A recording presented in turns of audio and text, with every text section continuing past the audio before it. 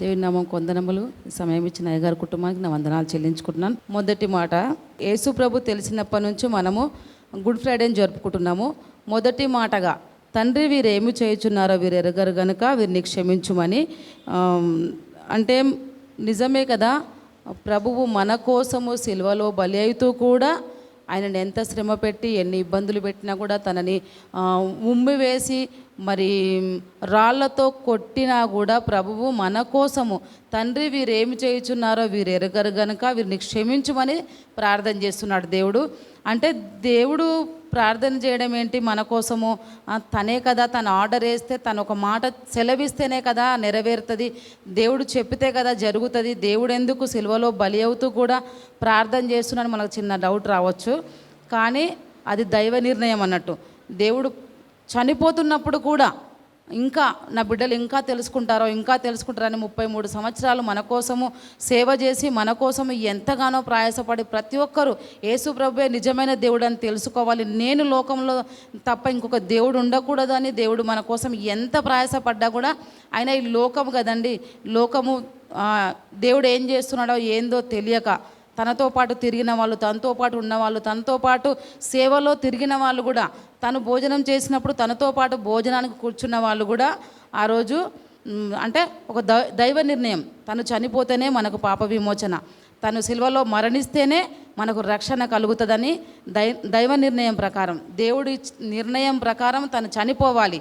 అయినా చివరి క్షణం వరకు కూడా దేవుడు ప్రార్థన చేస్తూ, అయ్యా నీ చిత్తం అయితే ఈ గిన్నె నా నుంచి తీసివేయండి అని అడుగుతాడు. కానీ నీ చిత్తం ఉంటేనే అంటాడు, కానీ నా ఇష్టానుసారంగా చెయ్యి దేవా అని అడగడు దేవుణ్ణి.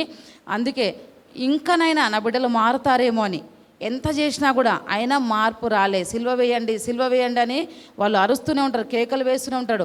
ఆ రాళ్ళతోని రొట్టెలు చేసుకొని తినుమని చెప్పిన సాతాను అదే ఒక ప్రేయర్లో కూడా ప్రభువు 2 చేపలు 5 రొట్టెలను కూడా భోజనం అందరికీ పంచిపెట్టిన దేవుణ్ణి అదే రాళ్లతో కొట్టి ప్రభువుని సిల్వ వేయండి అని చెప్తే దేవుడు ఏమంటాడు?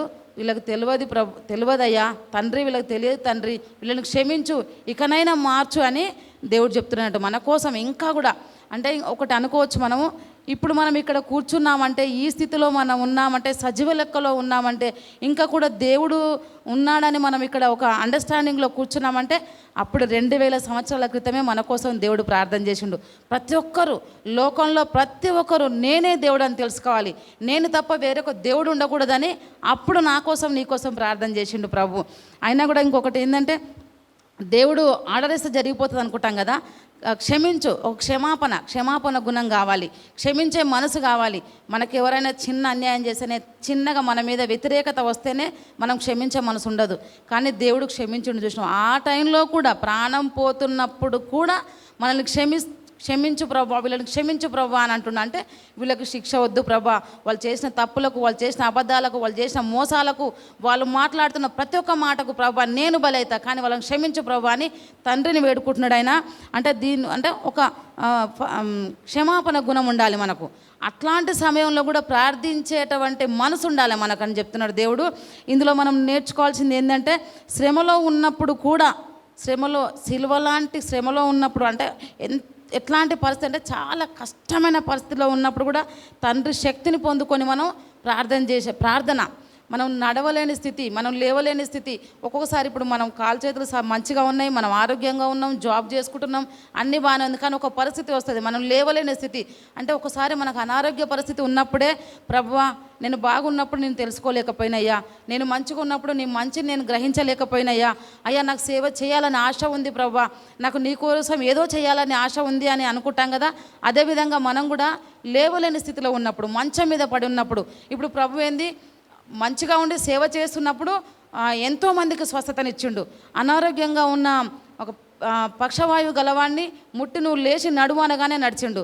అదే రక్తస్రావం గల స్త్రీని, అమ్మ నీ విశ్వాసమే నిన్ను స్వస్థపరుస్తుంది అన్నట్టుగా తనకు చేసిండు. కానీ ప్రభు సిల్వలో ఉన్నాడు, మేకులతో కొట్టబడి ఉన్నాడు.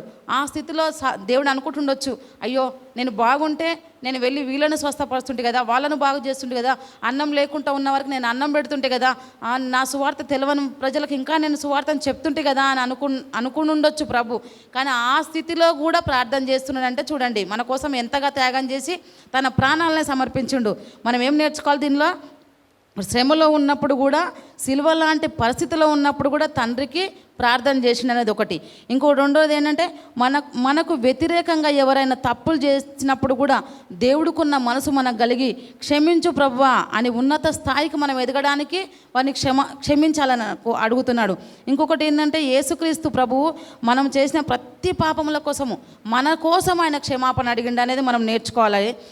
ఇంకా ఏంటంటే, ఇంకా మన కోసం ప్రభు చేసింది. అప్పుడు పెంతెకోస్తు వారు ఉన్న పెంతెకోస్తు స్థితిలో అప్పుడు సంఘంలో ఉన్నప్పుడు పేతురు యోహాను ప్రార్థించినప్పుడు, దేవుడు శిలువలో బలైనాక నా కోసం మీరు వెళ్ళి సువార్తను ప్రకటించడని చెప్తాడు కదా. అప్పుడు యోహాను పేతురు ప్రార్థించినప్పుడు ఒక్కటేసారి 3,000 మంది రక్షణ పొందుకొని, ప్రభువా మేము నిన్ను ఇంతగా హింసించామా, మేము ఇట్లా చేసినాం ప్రభా, నీవు తప్పని మేము చెప్పినాం ప్రభా అని వాళ్ళు పశ్చాత్తాపడి క్షమాపణ కలిగి 3,000 మంది దేవుని ఆత్మను పొందుకొని అక్కడ మారు మనసు పొందిరని చెప్తున్నాను నేను. ఇంకొకటి మత్తయి సువార్త 9:2 ఒక పక్షవాయు వాళ్ళ గురించి చెప్పాను కదా. పక్షపాతం కలిగిన వాడిని నువ్వు స్వస్థత పొందుకో, నువ్వు లేచి నడువు అని చెప్పగానే నడుస్తాడు కదా. ఇదొకటి. మళ్ళీ ఇప్పుడు రక్తస్రావం గల స్త్రీ గురించి కూడా చెప్పాను కదా. లూకాసు వార్త 7:48 ఆమె పాపాత్మురాలైన స్త్రీ, తనకు కూడా నువ్వు అమ్మ నీ పాపము నీకు క్షమించబడే అని చెప్తుంది. అదేవిధంగా ఇది దైవ నిర్ణయం. ప్రతి ఒక్కటి ఏం జరిగినా, యేసు ప్రభు ఏం చేసినా కూడా మన కోసము దైవ నిర్ణయం. దేవుడి ఇష్టానుసారంగా చేసిన, కానీ తన ఇష్టానుసారంగా ఏదీ చేయలేదు. తను చనిపోవాలనేది ఒక దైవేచ్ఛ, తను మన పాపముల కోసం తను బలవాలనేది ఒక నిర్ణయం. అది అప్పుడే మన కోసము ప్రార్థన చేసి, అప్పుడే మన కోసం తన ప్రాణం పెట్టిండు కనుక మనం ఈరోజు ఈ స్థితిలో ఇక్కడ నిలబడి ఉన్నామని కోరుతున్నాను. నిజంగానే మనకు దేవుడికున్న మనసు మనం కూడా కలిగి ఉండాలి. మన మీద ఎవరైనా వ్యతిరేకంగా ఉండి, మన మీద ఎవరైనా చెడ్డ మాటలు పలికినప్పుడు, మన మీద ఎవరైనా కోపంగా ఉన్నప్పుడు కూడా, ప్రభా వీళ్ళని క్షమించు ప్రభా, వారు తెలవక చేస్తున్నారు. అదే చెప్పింది కదా, ఈ పేతురు చెప్తాడు, ఆ సంఘంలో నిలబడి చెప్తాడు, అవును మీరు తెలియక చేసిరు తప్పు, మీరు తెలియకనే దేవుడి మీద వ్యతిరేకంగా మాట్లాడండి అని చెప్తారు కదా. నిజంగానే మన మీద కూడా ఎంతోమంది తెలియకుండా, అంటే నాకు అన్నీ తెలుసు వీళ్ళెంత అనే స్థితిలో కూడా అని చెప్తారు. కానీ వాళ్ళకు తెలియకుండానే మనకు వ్యతిరేకంగా చెప్తారు. వారు తెలియకుండానే మన మీద లేని మాటలు ఎలా పలుకుతారు. అప్పుడు కూడా ప్రభువా వీరిని క్షమించు ప్రభువా, వీళ్ళు తెలియకనే చేస్తారు, ఇది వీళ్ళు తెలియకనే మాట్లాడుతారని మనం దేవునికే చెప్పుకోవాలి. ప్రతి ఒక్కటి దేవుని దగ్గర పశ్చాత్తాపడి, ప్రభువా వీళ్ళని క్షమించు ప్రభువా, వీళ్ళని క్షమించని దేవుడి దగ్గర మనం పశ్చాత్తాపడి చెప్పుకోవాలని. ప్రతి ఒక్కటి దేవుడికున్న మనసు మనకు ఉండాలి. అది మత్తయి సువార్త 5:44 హింసించు వారి కోసం ప్రార్థన. నిన్నెవరైతే ఇబ్బంది పెడతారో, నిన్నెవరైతే హింసలకు గురి చేస్తారో వారి కోసం ప్రార్థించమనున్నది. యెషయా 53:12 కూడా అనేకుల కొరకు విజ్ఞాపన ఒక ధూపం వెళ్ళినట్టుగా వెళ్ళాలి మన ప్రార్థన. మనం ప్రార్థన చేసినప్పుడు అనేకులకు స్వస్థత ఇవ్వాలి. చాలామంది అనుకుంటుండొచ్చు, వీళ్ళెంత, వీళ్ళ లెక్క ఎంత, వీళ్ళు చిన్నవారు, వీళ్ళు దేవుళ్ళు అంత ఎదిగిలేరని. కానీ మనము మనస్ఫూర్తిగా మన మనసు నొచ్చుకొని ఎవరైనా ఒక మాట అన్నప్పుడు మన మనసు చాలా విరిగిపోయి, ప్రభా వీళ్ళని క్షమించు ప్రభా, వీళ్ళు చేసింది తప్పు అని మనం దేవుడికి విజ్ఞాపన చేసినప్పుడు దేవుడు కంపల్సరీ మాట వింటాడండి. విని మనకు విజయంను దయచేశాడు. ఎన్నో తీర్ల ఎంతోమంది అనుకుంటుండొచ్చు, కానీ కాదండి. నిజంగా చెప్పాలంటే నీ మనసు బాగా నొచ్చుకొని నువ్వు ఒక మాట దేవుడికి, నీవు బైబిల్ చదవలేకపోయి ఉండవచ్చు, నీవు గంటల తరబడి ప్రార్థన చేయలేకపోయి ఉండవచ్చు, నీకు ఆత్మ అభిషేకం లేకపోవచ్చు, కానీ నీ మనసు దేవుని మనసుతో అటాచ్ అయినప్పుడు దేవుడు కంపల్సరీ నీ మాటని వింటాడు, నీకు ప్రతిఫలం అనేది దయచేశాడు. నాకు ఇచ్చిన ఈ మాటను బట్టి నేను ఎన్నికలేని దాన్ని నన్ను దేవుడు ఎన్నుకొని ఈ మాట చెప్పడానికి నాకు ఇంత మంచి అవకాశం ఇచ్చినందుకు మరి ముఖ్యంగా అయ్యగారి కుటుంబానికి వందనాలు చెల్లించుకుంటున్నాను. ఈ సమయంతో మీరందరూ విన్నందుకు కూడా మీకు నా కృతజ్ఞత చెల్లించుకుంటున్నాను. Thank you. Praise the Lord అండి.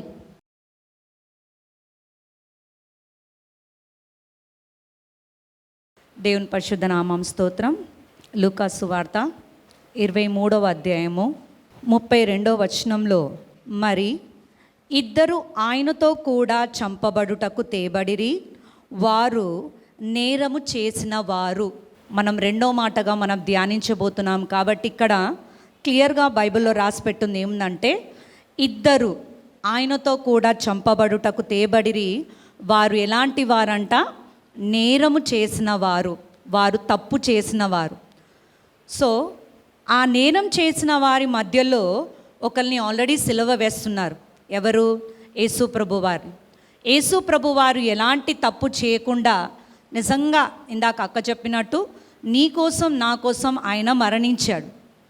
సో ఆయనలో ఎలాంటి తప్పు లేనప్పుడు చాలామంది అక్కడ ఆయనని సిలువ వేయమని కేకలు వేస్తున్నప్పుడు పిలాతు కానీ హేరోదు కానీ వాళ్ళు ప్రజలను అడిగినప్పుడు సిలువ వేయమని మరీ చెప్తూ ఉంటారు. ఇక్కడ ఆ యొక్క రోమా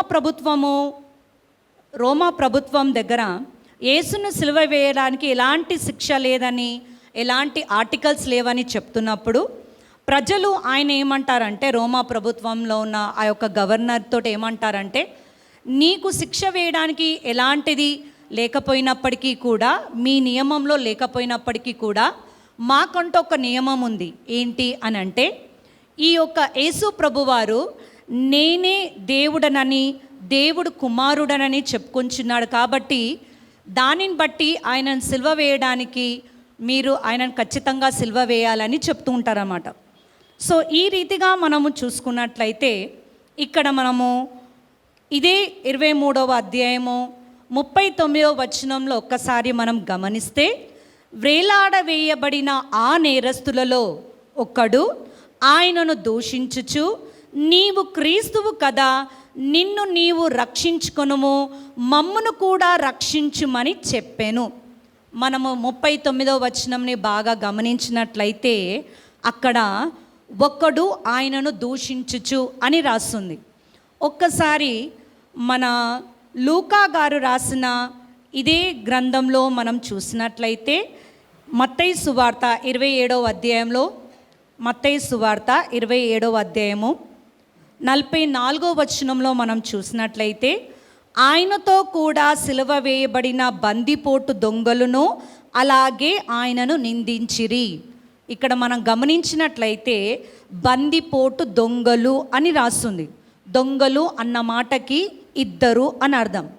అదే మనం మార్కు సువార్తకు వచ్చినట్లయితే అక్కడ 15వ అధ్యాయము 32వ వచనంకి వచ్చినట్లయితే, మార్కు సువార్త 15వ అధ్యాయము 32వ వచనంలో అక్కడ లాస్ట్ లైన్లో చూసినట్లయితే, ఆయనతో కూడా సిలువ వేయబడిన వారును ఆయనను నిందించిరి అని రాస్తుంది. అక్కడ మనం మత్తయి సువార్తలో గమనించినట్లయితే, మార్కు సువార్తలో గమనించినట్లయితే ఇద్దరుగా మనకు కనిపిస్తూ ఉంటారు. అదే లూకా సువార్తలో మనం గమనించినట్లయితే ఒక్కడు అని అక్కడ క్లియర్గా రాస్తుంది. 23వ అధ్యాయము 39వ వచనంలో, వేలాడవేయబడిన ఆ నేరస్తులలో ఒకడు ఆయనను దూషించుచు అని రాస్తుంది. ఒక్కడే దూషించాడు. మన మత్తయి సువార్తలో కానీ మార్కు సువార్తలో చూస్తే మాత్రం బందిపోటు దొంగలు, వేలాడవేయబడిన వారు అంటే ఇద్దరుగా కనిపిస్తూ ఉంటారు. సో ఇక్కడ ఒక్కరు ఎందుకు దూషించారు? మరి మత్తయి సువార్తలో, మార్కు సువార్తలో ఈ విధంగా రాస్తుందనంటే, ఆ సిలువలో యేసు ప్రభువారు పలుకుతున్నప్పుడు మొదటి మాటగా ఎప్పుడైతే తండ్రి వీరేం చేయుచున్నారో వీరెరుగరు గనుక వీరిని క్షమించుమని ఎప్పుడైతే మొదటి మాటగా యేసు ప్రభువారు మాట్లాడారో, ఆ మాటను బట్టి ఆ యొక్క దొంగలో మార్పు రావడం స్టార్ట్ అయింది. అందుకే ఇక్కడ ఒక్క దొంగ మాత్రమే ఆయనను దూషించినట్టు మనం చూస్తున్నాము, కానీ ఇంకొక దొంగ దూషించినట్టు మనము చూడట్లేదు.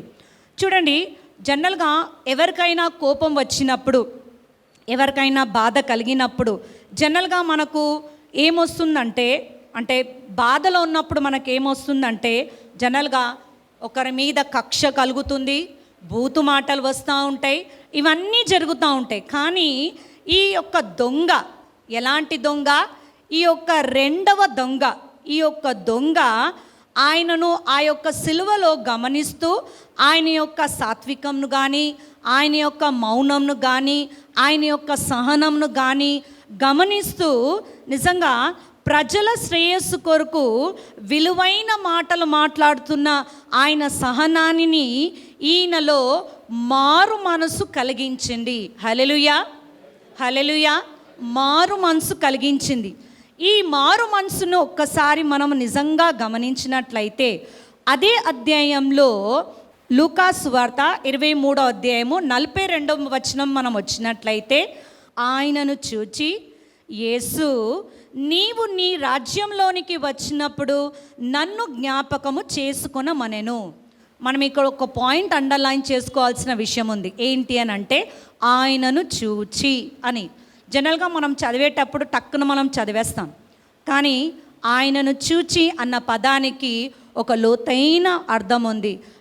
ఏంటి అన్న అర్థం అంటే యోహాను సువార్త 3వ అధ్యాయము 13వ వచనంలో మనకు ఒక మాట రాసి ఉంటుంది. ఏంటి అని అంటే యోహాను సువార్త 3వ అధ్యాయము 15వ వచనంలో, అరణ్యంలో మోషే సర్పంను ఎలాగెత్తెనో అలాగే విశ్వసించు ప్రతి వాడును నశింపక ఆయన ద్వారా నిత్య జీవము పొందునట్లు మనుష్య కుమారుడు ఎత్తబడెను.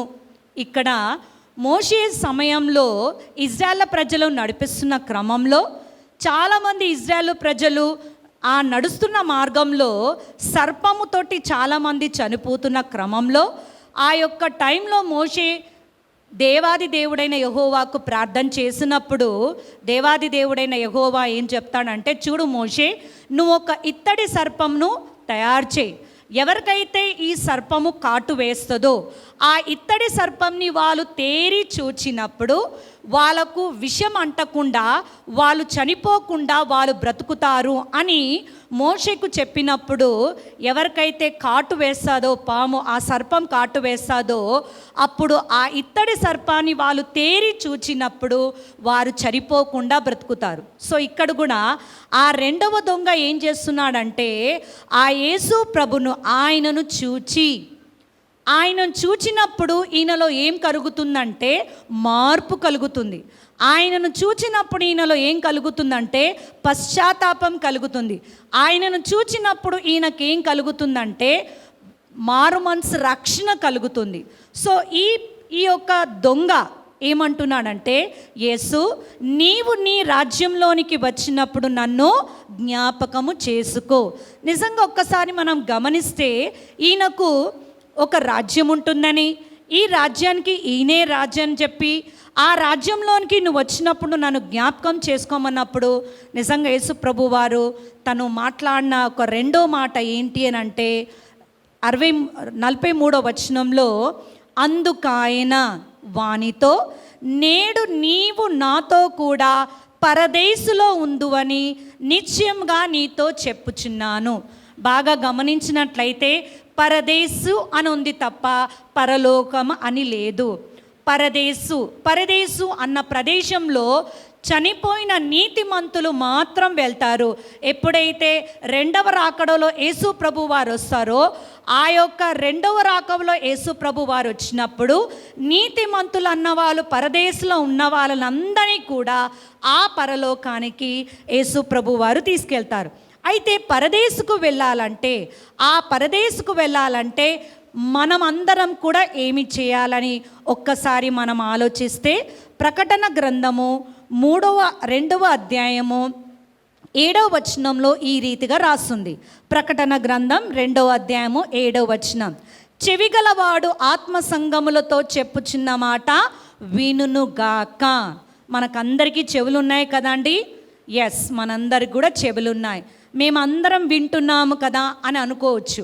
కానీ చెవితో వినేవారు మనసుతో గ్రహించి, ఎప్పుడైతే మనం మనసుతో గ్రహిస్తామో ఆ యొక్క మాటలు మన హృదయంలోకి మన మనసులోకి చొచ్చుకొని పోతాయి.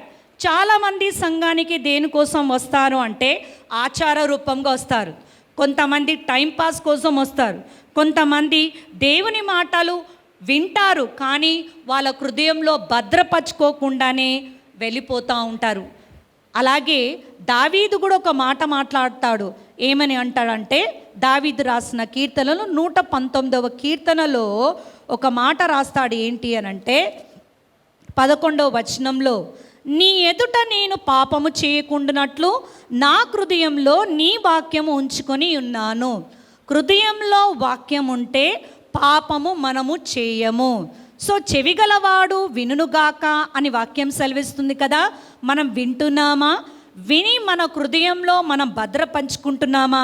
ఒక్కసారి మనం పరీక్షించుకోవాలి. నిజంగా వాక్యం మనలో హృదయంలో ఉంటే మనకు కోపం రాదు, మనకు కక్షలు రావు, మనము తప్పు చేయము. ఇది నేను చెప్పట్లేదు, వాక్యమే మనకు ఆధారం.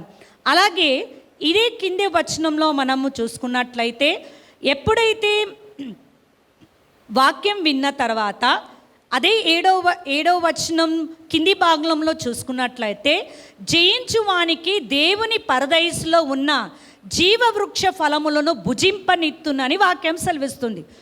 ఆ యొక్క పరదైసులో మనకేమిస్తాడు అంటే జీవవృక్ష ఫలములను భుజింపనిస్తాడు. ఏంటి ఆ జీవవృక్ష ఫలములు? దేన్ని మనం జయించాలి అంటే లోకంలో ఉన్న క్రియలను మనం జయించాలి, మనలో ఉన్న పాపపు క్రియలను మనం జయించాలి. ఒక మనిషిని ఈజీగా జయించవచ్చు, లేకుంటే అమాయకులను ఈజీగా జయించవచ్చు, కానీ సాతాను జయించడము చాలా చాలా కష్టం.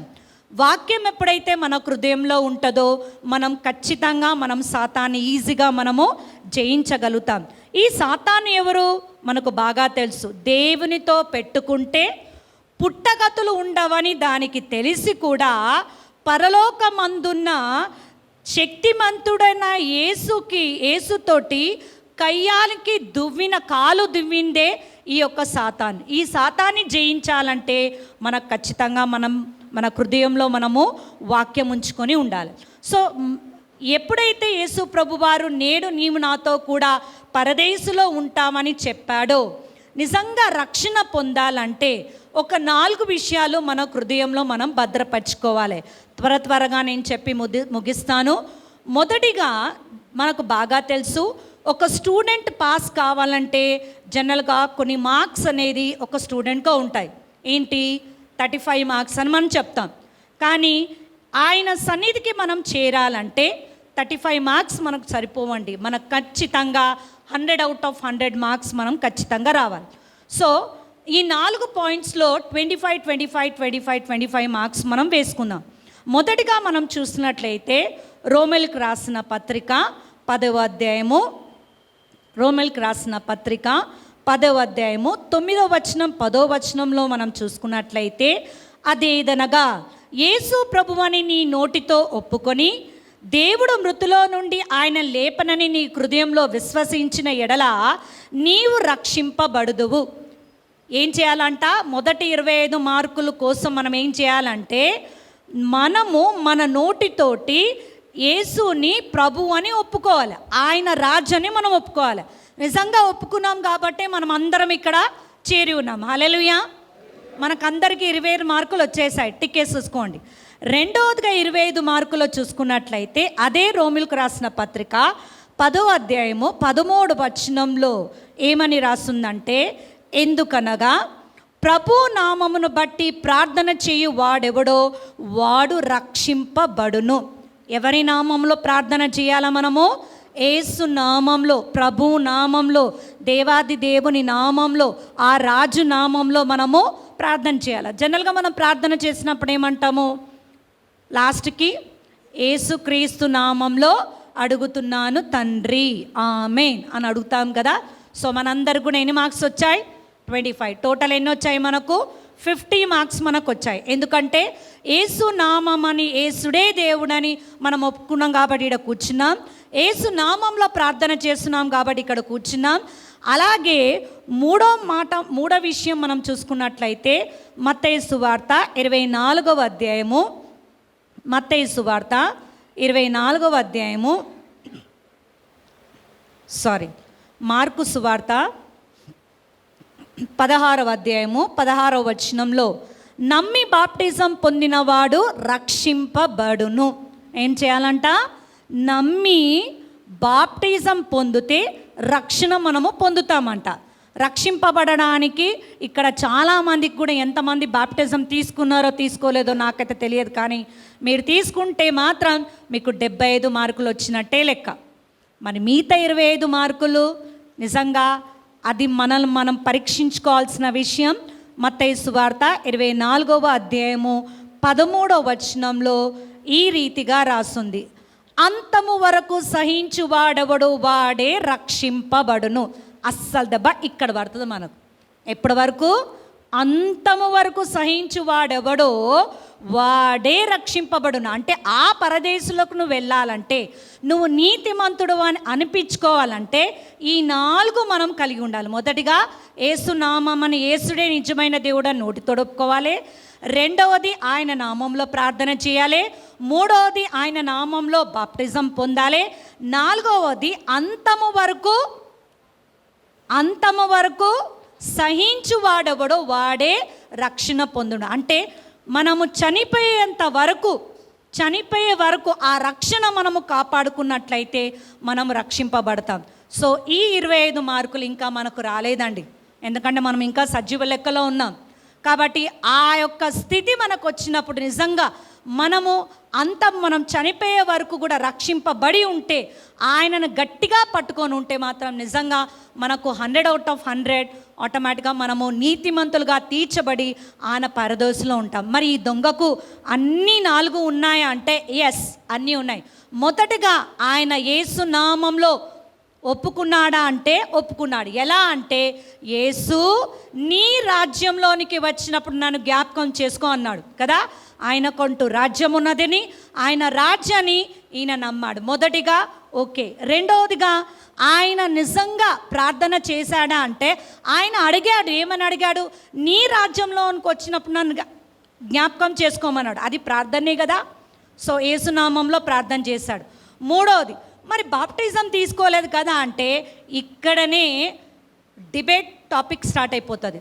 నిజంగా ఆయనకు దిగి బాప్టిజం తీసుకునే అవకాశం ఉంటే నిజంగా ఆయన ఒక సువార్థికుడుగా ఉండేవాడు. కానీ అక్కడ ఆయన ఒక సిలువను దిగి ఆయన బాప్టిజం తీసుకునే అంత సమయం ఆయనకు లేదు. కాబట్టి అక్కడ ఆయన కలిగింది ఏంటంటే మారుమనసు రక్షణ, పాప విమోచన, పశ్చాత్తాపం కలిగింది. కాబట్టి ఆయన బాప్టిజం పొందినట్టే.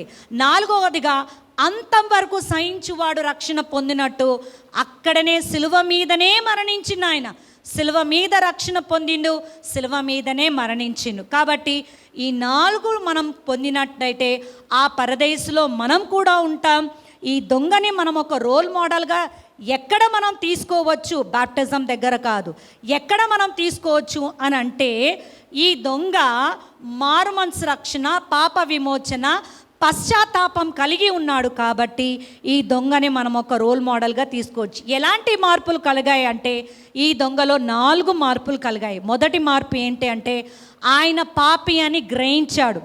రెండవది ఏంటంటే సిలువలో నేను రక్షణ పొందగలుగుతానని నమ్మాడు. మూడవది ఏంటి అంటే ఆయనను చూచితే నేను బ్రతుకుతాడని నమ్మాడు. నాలుగవది ఏంటంటే దేవుని యందు భయభక్తులు కలిగి నేను జీవించాలని ఆయన నమ్మి ఆయనని విశ్వసించాడు. కాబట్టి యేసు ప్రభు వారు ఆయనకు ఒక మాట రూఢిగా చెప్పాడు. ఏంటి అంటే, నేడు నీవు నాతో కూడా పరదేశులో ఉందువు. ఈ క్షణమే, ఈ మూమెంటే నువ్వు నాతో కూడా పరదేశులో ఉందువు అని దేవుడు ఆ మాట చెప్పి నిజంగా ఆ యొక్క రెండవ దొంగకు ఆ పరదేశులకు తీసుకున్నట్టు మనం చూస్తున్నాం. కాబట్టి కొద్దిమందిగా దేవుని సన్నిధిలో చేరి ఆరాధిస్తున్నాం. మనము సంవత్సరాల తరబడి ఈ మాటలు వింటున్నాము. ఎందుకు ఇంకా దేవుడు మనకు ఆ సమయాన్ని ఎందుకు ఇస్తున్నాడు అంటే ఒకటే, మారు మనసు రక్షణ, పాప విమోచన, ఆయన సన్నిధిలో ఇంకా ఇంకా ఇంకా మనం పశ్చాత్తాపం కలిగి జీవించాలని ఆయన కోరుకుంటున్నాడు. కాబట్టి ఈ కొద్ది మాటలను దేవుడు దీవించి ఆశీర్వదించునుగాక. ఆమేన్.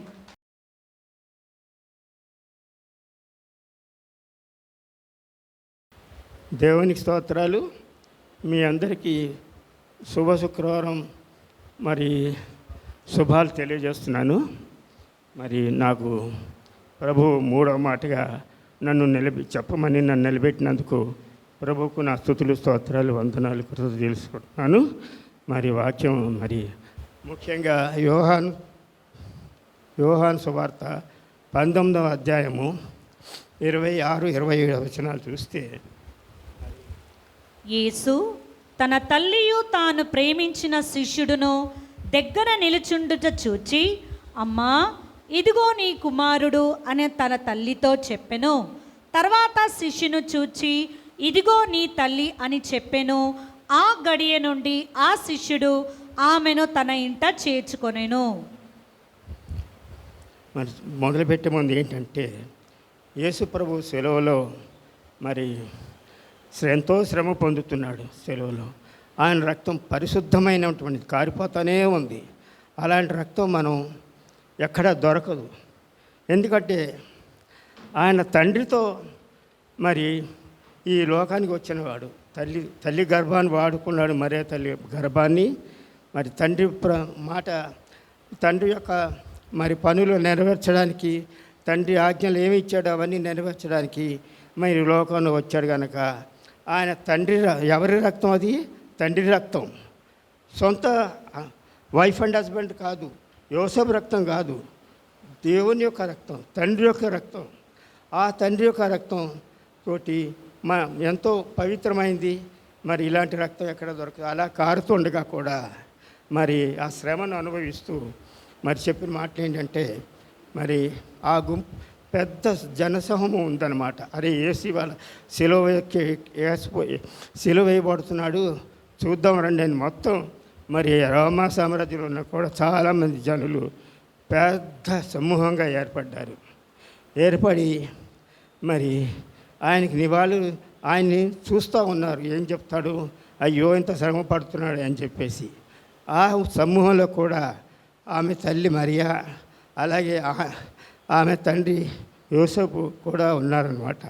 అలాగే ఆయన మిక్కిలి ప్రేమించిన యోహాను అనే శిష్యుడు, అలాగే మగ్దలేని మరియా, ఇంకా 11 మంది, ఇంకా 10 మంది.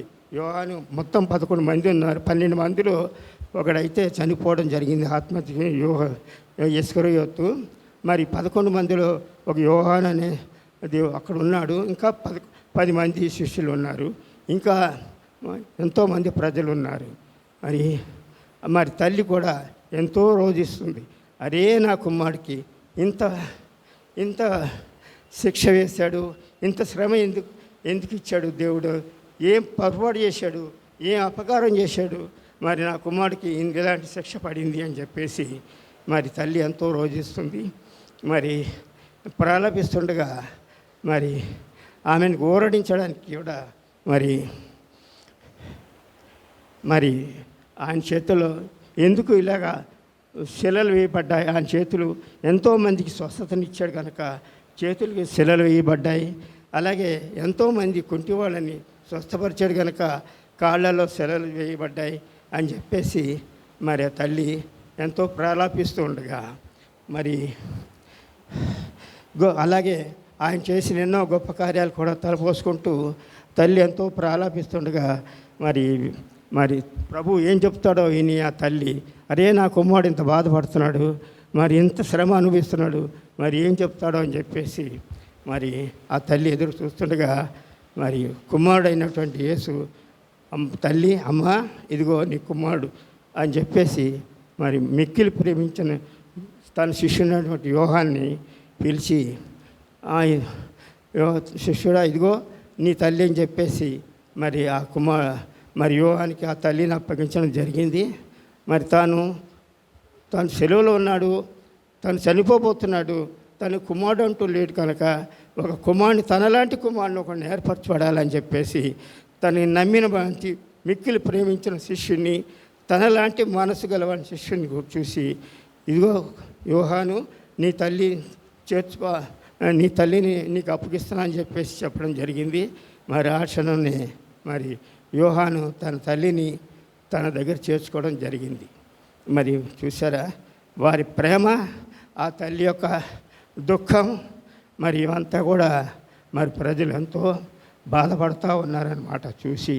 మరి ఈ క్షణంలో యేసయ్య ఈ లోకంలో మరి పరలోక రాజ్యపు తండ్రి అప్పగించిన మన పనులన్నీ చేస్తూ కూడా మరి తన తల్లిని చివరి క్షణంలో మరవకుండా మరి ఒక శిష్యుడికి అప్పగించడం, యోహాను శిష్యుడికి అప్పగించడం జరిగిందన్నమాట. మరి యేసుప్రభు మరి ఎవరిని వదిలిపెట్టలేదు, తన తల్లిని కూడా వదిలిపెట్టలేదు. ఎంతోమందికి మరి సిస్టర్స్ చెప్పినట్టుగా మరి సిలువలో వేయడం దొంగ కూడా రక్షణ ఇచ్చాడు. అలాగే తన తల్లిని కూడా చివరి క్షణంలో మరి ఒక కుమారుడుగా అప్పగించడం జరిగిందనమాట. నా తల్లి బాధపడుతుంది, నేను మరి సెలవులు వేలాడుతూ నేను చనిపోబోతున్నాను, నా తండ్రికి దగ్గరికి వెళ్ళబోతున్నాను, మరి నా తల్లికి కుమారుడు అంటూ ఉండాలని చెప్పేసి మరి ఆ కుమారుడిగా మరి యోహాన్ని కుమారుడుగా ఏర్పాటు చేశాడనమాట. మరి ఈ రోజుల్లో ఎలాంటి వాళ్ళు ఉన్నారంటే మరి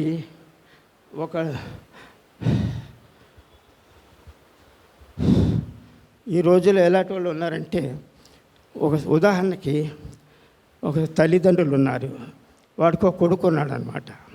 మరి ఆ తల్లి ఎంతో ప్రేమగా ముద్దుగా అల్లారు ముద్దుగా పెంచి పెద్ద చేసి యవ్వనవస్తుడిగా ఉందన్నమాట.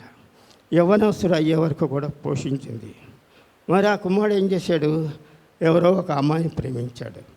మరి ఆ అమ్మాయి ఏం చేసింది, ఒక పరీక్ష నిబంధన పెట్టింది. ఏంటి ఆ నిబంధన అంటే, నీవు పెళ్లి చేసుకోవాలంటే, మరి నా ప్రేమను పొందాలంటే, నేను పెళ్లి చేసుకోవాలంటే నీ తల్లి గుండెకాయ నాకు తెచ్చి ఇవ్వాలని చెప్పింది. ఆ కుమారుడు వెనక ముందు ఆలోచించకుండా తన తల్లిని చంపేసి ఆ గుండెని తీసుకుని మరి ఆ ప్రియురాల దగ్గరికి వస్తున్నప్పుడు కాలు జారి పడ్డాడనమాట. పడితే మరి ఆ గుండెకాయ, కుమారుడా నా కుమారుడా నీకేమైనా దెబ్బ తగిలిందా, అయ్యో నా కుమారుడా నీకేమైనా దెబ్బ తగిలిందా అని చెప్పేసి మరి ఆ గుండె మరి ఎంతో బాధపడుతూ ఎంతో ప్రేమతోటి మరి ఆ కుమారుడిని అడగడం జరిగిందన్నమాట. అప్పుడు ఆ కుమారుడు తెలుసుకుని మరి అయ్యో నేను ఎంత పొరపాటు చేశాను, అనవసరంగా నా తల్లిని చంపుకున్నా అని చెప్పేసి మరి తర్వాత ఎంతో బాధపడ్డాడు. మరి ఇలాంటి ప్రేమ, తల్లి వంటి ప్రేమ, మరి ఎంతో ప్రేమ, మరి ఇలాంటి ప్రేమని మరి తల్లి దగ్గరే మరి మనం పొందగలం, కానీ తల్లిదండ్రుల దగ్గరే మనం పొందాలి. కానీ మనం ఏం చేస్తున్నాం, వాళ్ళని వదిలేస్తున్నాం, వాళ్ళని పట్టించుకోవటం లేదు. మరి ఈ రోజుల్లో మరీ అన్యాయం అయిపోయింది, రోడ్ల మీద వదిలేస్తున్నారు తల్లిదండ్రులని. మరి మరి భార్యాభర్త ఇద్దరు సాఫ్ట్వేర్ ఉద్యోగస్తులైనా కూడా ఎంతో జీతం సంపాదించుకున్నా కూడా అరే ఈ ముసలమ్మ పోతే బాగుండు, ఈ ముసలోడు పోతే బాగుండు, వీడిని ఎలా వదిలించుకోవాలి, ఎక్కడైనా వదిలేదని చెప్పేసి రోడ్ల మీద, రైల్వే స్టేషన్ దగ్గర, బస్ స్టాండ్ దగ్గర ఇలా వదిలేయడం జరుగుతుందన్నమాట. కనుక మనం అందరం కూడా మరి ఎంతో ప్రేమతోటి తల్లిదండ్రుల్ని ఆదరించాలి, గౌరవించాలి. ఇంకో మాట ఏంటంటే మరి యేసు అప్పుడు ఎంత గొప్పదో, ఎంత ప్రేమో, మన ప్రేమమూర్తి అయిన యేసు దుఃఖములో కుమిలిపోతున్న తండ్రిని చూసి మరి ఓదార్చుతూ ఈ లోకానికి మంచి కరుణామయుడై ఆదర్శ కుమారుడుగా అయ్యాడనమాట. ఆదర్శ పురుషుడిగా, ఆదర్శ కుమారుడుగా కూడా మరి తన ఆదర్శ కుమారుడుగా అయ్యాడనమాట. అలాగే ఈ గొప్ప జనసమూహం సిలువలో మరి యేసు ఏలాసులుగా ఎంతోమంది రోమన్ స్త్రీలు మరి ఎంతో బాధపడుతున్నారు. వాళ్ళు రొమ్ము కొట్టుకొనుచు అయ్యో ఈ ప్రభువుకి ఇలాంటి శిక్ష విధించబడింది అని చెప్పేసి రొమ్ము కొట్టుకుంటూ బాధపడుతుంటప్పుడు మరి ఆ ప్రభువు ఏం చెప్పాడంటే, మరి రోమన్ స్త్రీలారా ఈ నా గురించి ఏడవకూడదు, మీ పిల్లల గురించి మీ పిల్లల గురించి ఏడవడని చెప్పేసి మరి వారిని ఓదార్చడం జరిగిందన్నమాట. నేటి సమాజంలో మరి ఓదార్చ జరిగింది. లూకా 23, 27, 28 చదవండి. గొప్ప జన సమూహమును ఆయనను గూర్చి రొమ్ము కొట్టుకొనుచు దుఃఖించుచున్న చాలామంది స్త్రీలను ఆయనను వెంబడించిరి. యేసు వారి వైపు తిరిగి, యెరూషలేము కుమార్తెలారా, నా నిమిత్తము ఏడవకుడి, మీ నిమిత్తమును మీ పిల్లల నిమిత్తమును ఏడువుడి. దేవుడే మరి ప్రజలకి ఇచ్చాడనమాట. యెరూషలేము కుమార్తెలారా, నా నిమిత్తం ఏడవకండి, మీ నిమిత్తం మీ పిల్లల గురించి కూడా ఏడవడని చెప్పేసి వాళ్ళని ఓదార్చడం జరిగిందనమాట. మరి ఈ రోజుల్లో ఈ సమాజంలో అనేక మంది తల్లిదండ్రులు కూడా మరి విడిచి మరి భార్యను అలాగే ప్రియురాలను హత్తుకుందరు అనే మాట కూడా ప్రభువే చెప్పాడు. మరి కనుక మన తల్లిదండ్రులు ఆదరించకపోయినా పర్వాలేదని చెప్పేసి తల్లిదండ్రులు వాళ్ళు సరిపెట్టుకుంటున్నారు. సామెతలు 20:20 చూడండి. తన తండ్రినైనను తల్లినైనను దూషించు వాని దీపము కారు చీకటిలో ఆరిపోవును. అది వారు అలాగే మన సంఘాన్ని చెప్తున్నారు. మనకు జన్మనిచ్చిన తల్లిదండ్రులు కూడా మనం వారిని గౌరవించాలి. మన పోషించి చిన్నతనం నుంచి మనకి పోషించి మరి యవ్వనవస్థల వరకు పోషించి మరి వారిని మరి తల్లి వదిలేస్తున్నాం కనుక వారిని గౌరవించాలి, వదిలిపెట్టకూడదని చెప్పేసి మరి అలా వదిలేస్తే నీ జీవితం కూడా చీకటమై అవుతుందని చెప్పేసి చెప్పడం జరిగింది. మరి ప్రభు ఇచ్చిన మరి ఈ ఆజ్ఞలను మనం మనస్ఫూర్తిగా అంగీకరించి తల్లిదండ్రులను గౌరవించి సంతోషపరిచి వారి యొక్క వృద్ధాప్య దశలో వారిని ఆనందపరిచేదని చెప్పేసి నేను ముగిస్తున్నాను.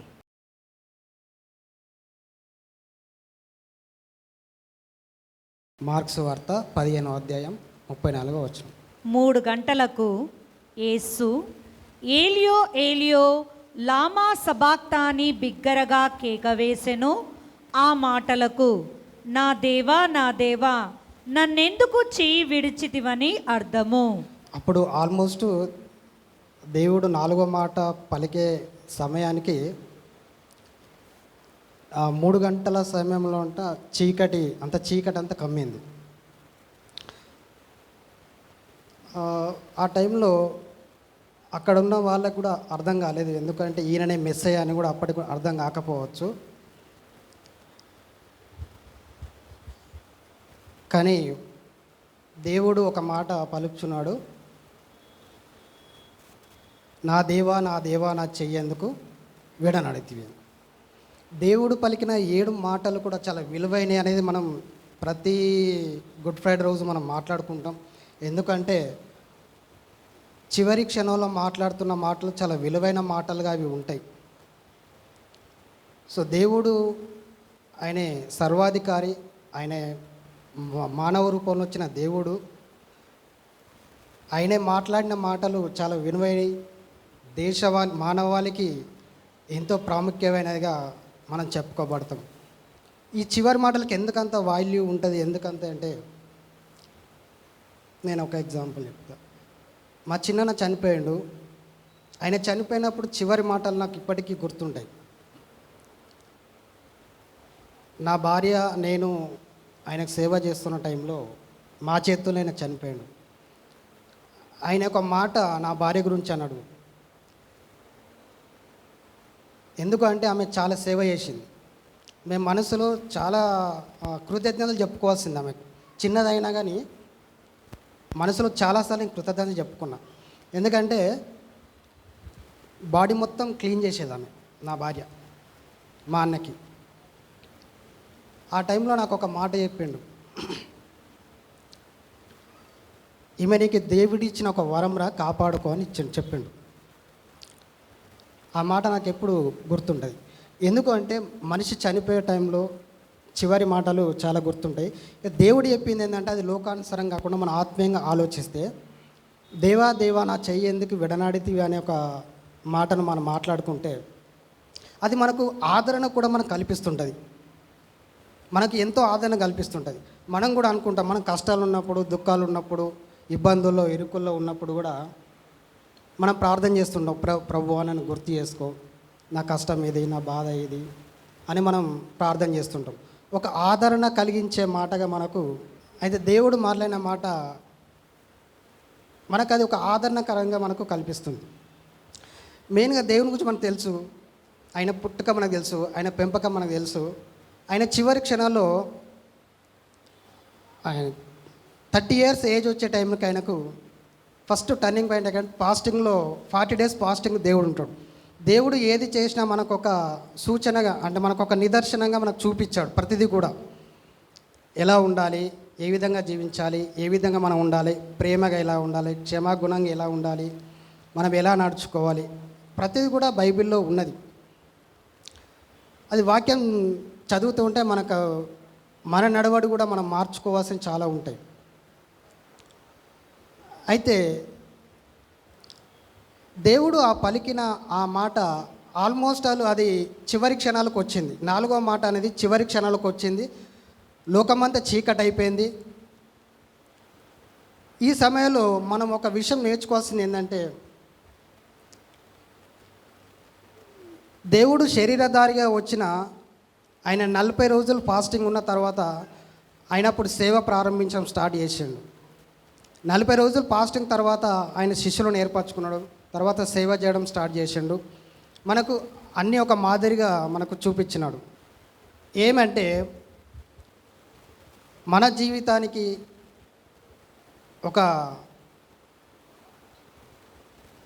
ఒక ఆదర్శవంతంగా మన జీవితం ఎలా నడుచుకోవాలో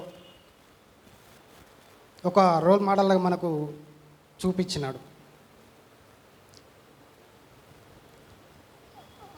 అయితే దేవుడు ఆ పలికిన ఆ మాటకు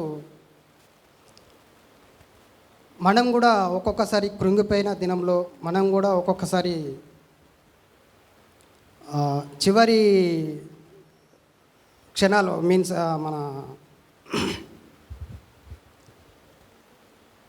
ఈ లైఫ్ ఎందుకురా మనకు అనుకునే టైంలో కూడా మనకు ఆ మాటను గుర్తు చేసుకుంటే మనకు ఒక ఆదరణ అనేది కలుగుతూ ఉంది. ఎందుకంటే దేవుడు విడిచిపెట్టే దేవుడు కాదు.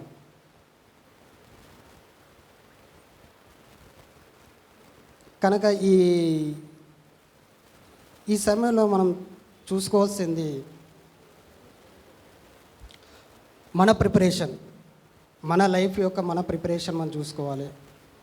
మన యొక్క ఆత్మీయ జీవితాన్ని మనం చూసుకోవాలి. వాక్యం అనేది దేవుడై ఉన్నాడు అనే యోహానులో మనకు చెప్తా ఉంది. సో దాని ప్రకారంగా మనం మన జీవితాన్ని సరి చేసుకోవాలి. Thank you very much.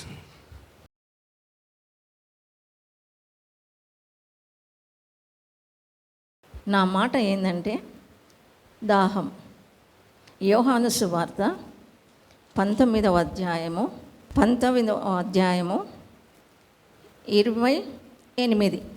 అటు తర్వాత సమస్తమును అప్పటికి సమాప్తమైనదని యేసు ఎరిగి లేఖనము నెరవేరునట్లు నేను దప్పిగొనుచున్నానెను. దేవుడు ఎందుకు దప్పిగొన్నాడు? దాహం ఎప్పుడు అవుతుందండి? ఇప్పుడు ఆల్మోస్ట్ 9 అవుతుంది. మనము కష్టపడి పనిచేసేటప్పుడు దాహం అవుతుంది. థర్స్టెడ్. దాహం వేసింది, దాహం తీర్చుకున్నాను కదా. నీరు తాగకపోతే మన శరీరం ఏమవుతుంది? మన శరీరంలో ఉన్న ఆర్గన్ సిస్టమ్స్ కూడా ఏవి పనిచేయవు. అన్ని సిస్టమ్స్ ఉన్నాయి కదా. ఏ సిస్టమ్స్ ఉన్నాయి? Digestive, reproductive, excretory, nervous system. ఇవన్నీ పనిచేయాలంటే మనము నీరు తాగాలి. కొంతమంది ఏం చేస్తారంటే ఫుల్ అన్నం తింటారు, ఆహారం తింటారు, నీళ్ళు తాగరు. డైజెషన్ కాదు. ఎందుకంటే మన శరీరంలో 95% వాటర్ ఉండాలి. ఆ వాటర్ లేకపోతే మన స్కిన్ ఎట్లా అవుతుందంటే ముడతలు పడుతుంది. డాక్టర్స్ కూడా సెలైన్ ఎక్కియారు. ఎందుకంటే వెయిన్స్ దొరకవు, పంక్చర్ చేస్తారు, కొట్టి ఇప్పుడు నాకు మంచిగా కనిపిస్తాయి నా వెయిన్స్. ఎవరన్నా స్టాఫ్ నర్స్ ఉందనుకోండి, ఇట్లా చూస్తారు, మంచి వెయిన్ గ్లూకోజ్ ఎక్కిస్తే బాగుంటుంది అని చెప్తారు. కొంతమంది ఏమో ఎంత కొట్టినా రావు. కాబట్టి యేసు ప్రభువు మరి ఎందుకు దాహమైనాడు అంటే ఆయన మనిషి కాబట్టి. మనము ఫ్రైడేనే గుర్తు చేసుకుంటాం. గురువారము సాయంత్రం నుంచి ఈ సభ ఆ సభ తిరుగుతూనే ఉన్నాడు. మనం కొంచెం సేపు అక్కడికి వెళ్ళేసి వస్తే ఎంత టైర్డ్ అవుతాం కదా. ఒక్కొక్కవేళ కోపం వచ్చింది అనుకోండి, పక్కన ఇట్లా బాటిల్ పెట్టాలా, అందిస్తూనే ఉండాలి. వాళ్ళు తాగుతూనే ఉంటారు. ఎందుకంటే వాళ్ళు ఎన్ని బాటిల్స్ తాగినరో వాళ్ళకి తెలియదు, తర్వాత చెప్తారు. మన స్వరం రావాలంటే, మన నోటిలో నుంచి వాయిస్ రావాలంటే మనం నీళ్ళు తాగాలి. కాబట్టి మనం తాగితే స్వరం వస్తుంది, మనకు శక్తి కూడా వస్తుంది. ఒకవేళ నీళ్ళు తాగకపోతే నాలుగు ఎండికపోతుంది. యేసు ప్రభు మార్నింగ్ ఈ టైం నుంచి 3 o'clock మట్టుకు భూమికి ఆకాశమునకు మధ్య వేలాడినాడు. ఎంత ఘోరమైన మరణం కదా. ఒకవేళ మనల్ని ఎవరన్నా దుమ్మెత్తిపోస్తారు కదా ఎవరన్నా అంటే మనకు ఎంత కోపం వస్తుంది కదా. అవన్నీ భరిస్తూ మరి యేసు ప్రభు నేను దప్పికొనుచున్నాను. దప్పిక అంటే ఆయన కంప్లీట్ మ్యాన్ అన్నమాట.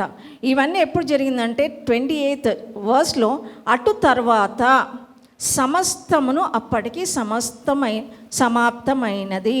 ఆల్రెడీ ఎవ్రీథింగ్ ఎండెడ్, అన్నీ కంప్లీట్ అయిపోయినాయి. తర్వాత ఆల్రెడీ హీ నోస్, ఆయన ఎరిగి, ఆయనకు తెలుసు ఈ విధంగా ఈ శ్రమల గుండా వెళ్ళాలని ఆయనకు తెలిసిన తర్వాత ఆయన లేఖనముల ప్రకారము దప్పికొనుచున్నాను. ఒకవేళ ఈయన దాహము అడగకపోతే లేఖనాలు ఏమయ్యాయి? నిరర్ధకమయ్యాయి, వేస్ట్ అయ్యాయి. కాబట్టి ఆయన లేఖనములు నెరవేర్చబడినట్లు నేను దప్పిక కొనుచున్నాను అనేను. మరి మొదటి 3 మాటలు, మొదటి మాట తండ్రి వీరేమి చేయుచున్నారో వీరిని క్షమించుము. రెండవది నేడు నీవు నాతో కూడా పరదైసులో ఉండువు. మరి 3వ మాట తల్లిని సంబోధించి చెప్తాడు. ఈ 3 మాటలు తన చుట్టూన్న వారితో దేవుడు మాట్లాడుచున్నాడు. మరి 4వ మాట నుంచి 7వ మాట మట్టుకు తన ఒంటరితనంతో తనతోనూ దేవునితోనూ మాట్లాడుకుంటున్నాడు. ఎందుకంటే the greatest disease, dangerous disease in this world is cancer కదా, క్యాన్సర్ అండ్ ఎయిడ్స్. కానీ దానికంటే భయంకరమైన రోగం ఏంటంటే ఒంటరితనము. మనము సమయం వచ్చినప్పుడు మన చుట్టూ ఉన్నవారు నా అనేవారు ఎవ్వరు ఉండరు. మనం ఏమనుకుంటాం, మనుషులం కాబట్టి నా తల ఎదుటి వ్యక్తి కడుపులో పెట్టి నా బాధను తీర్చుకుంటామని అనుకుంటాం, కానీ ఎవరు ఉండరు. అదే దేవునికి 3వ మాటలో జరిగింది, చేయి కూడా విడిచేస్తారు. అటువంటి సమయంలో ఆయన దప్పిగా ఉంటున్నాడు. దప్పిగా అంటే ఎంత దప్పిగా అంటే మార్నింగ్ 9 o'clock నుంచి ఆల్మోస్ట్ 12 అయిపోయింది. 3-4 hours మనం ఫాస్టింగ్ ఉంటాము, కానీ నీళ్ళు తాగకపోతే మనము మాట్లాడగలమా? మాట్లాడలేము. కాబట్టి ఆయన నేను దప్పికొనుచున్నాను. ఈ దప్పిక తన శరీరానికి శక్తి కావాలి కాబట్టి ఆ శక్తిని పొందుకుంటాడు. ఎందుకంటే ఫస్ట్ పాయింట్, ఆయన కంప్లీట్ మ్యాన్, ఆయన సంపూర్ణ మానవుడు, సంపూర్ణ దేవుడు. కాబట్టి ఆయన దాహము కొనుచున్నాడు. ఎందుకంటే ఆయన మానవ రీతిగా దాహము కొనకపోతే మనం ఏమంటాం? ఆయన దేవుడు కాబట్టి ఆయనకు దాహం కాలేదని ఈజీగా చెప్పేస్తాం. ఎందుకంటే ఈ యొక్క నాలుకలో బోన్స్ ఏమి ఉండవు కాబట్టి ఇష్టం వచ్చినట్టు మాట్లాడతాం. కానీ దేవుని మాటలు ఎంతో విలువైనవి. దీనికి హెబ్రీ పత్రిక 4వ అధ్యాయము 15వ వచనం, 4వ అధ్యాయము 15వ వచనము, ఆ వాక్యం చదవండి. మన ప్రధాన యాజకుడు మన బలహీనతల యందు మనతో సహానుభవనము లేనివాడు కాడు గాని సమస్త విషయములోనూ మన వలనే శోధింపబడినను ఆయన పాపము లేనివాడుగా ఉండెను. యేసు ప్రభు మరి ఈ లోకంలో ఉన్నప్పుడు మన వలె శ్రమలు పొందాడు. ఎందుకంటే మనం ఏం చెప్తామంటే క్రీస్తును నమ్ముకున్న తర్వాత కష్టం ఉండదు, నష్టం ఉండదు, దీవెనలు, ఆశీర్వాదములని వింటూనే ఉన్నాం. కానీ యేసు ప్రభు ఏమన్నాడు? ఈ లోకంలో మీకు శ్రమ కలుగును, అయినను still you have to overcome the temptations. మనం జయించాల. ఆయనలో ఏ పాపము లేదు కాబట్టి హెబ్రీ పత్రిక ప్రకారము ఆయన మన కొరకు దాహము కొనుచున్నాడు. ఇంకోటి కీర్తనలు 69:21 వచనం, కీర్తనలు 69:21 వచనము, ఆయన దాహము కొనుచున్నాడు. వారు చేదును నాకు ఆహారంగా పెట్టిరి, నాకు దప్పి అయినప్పుడు చిరకను త్రాగనిచ్చిరి.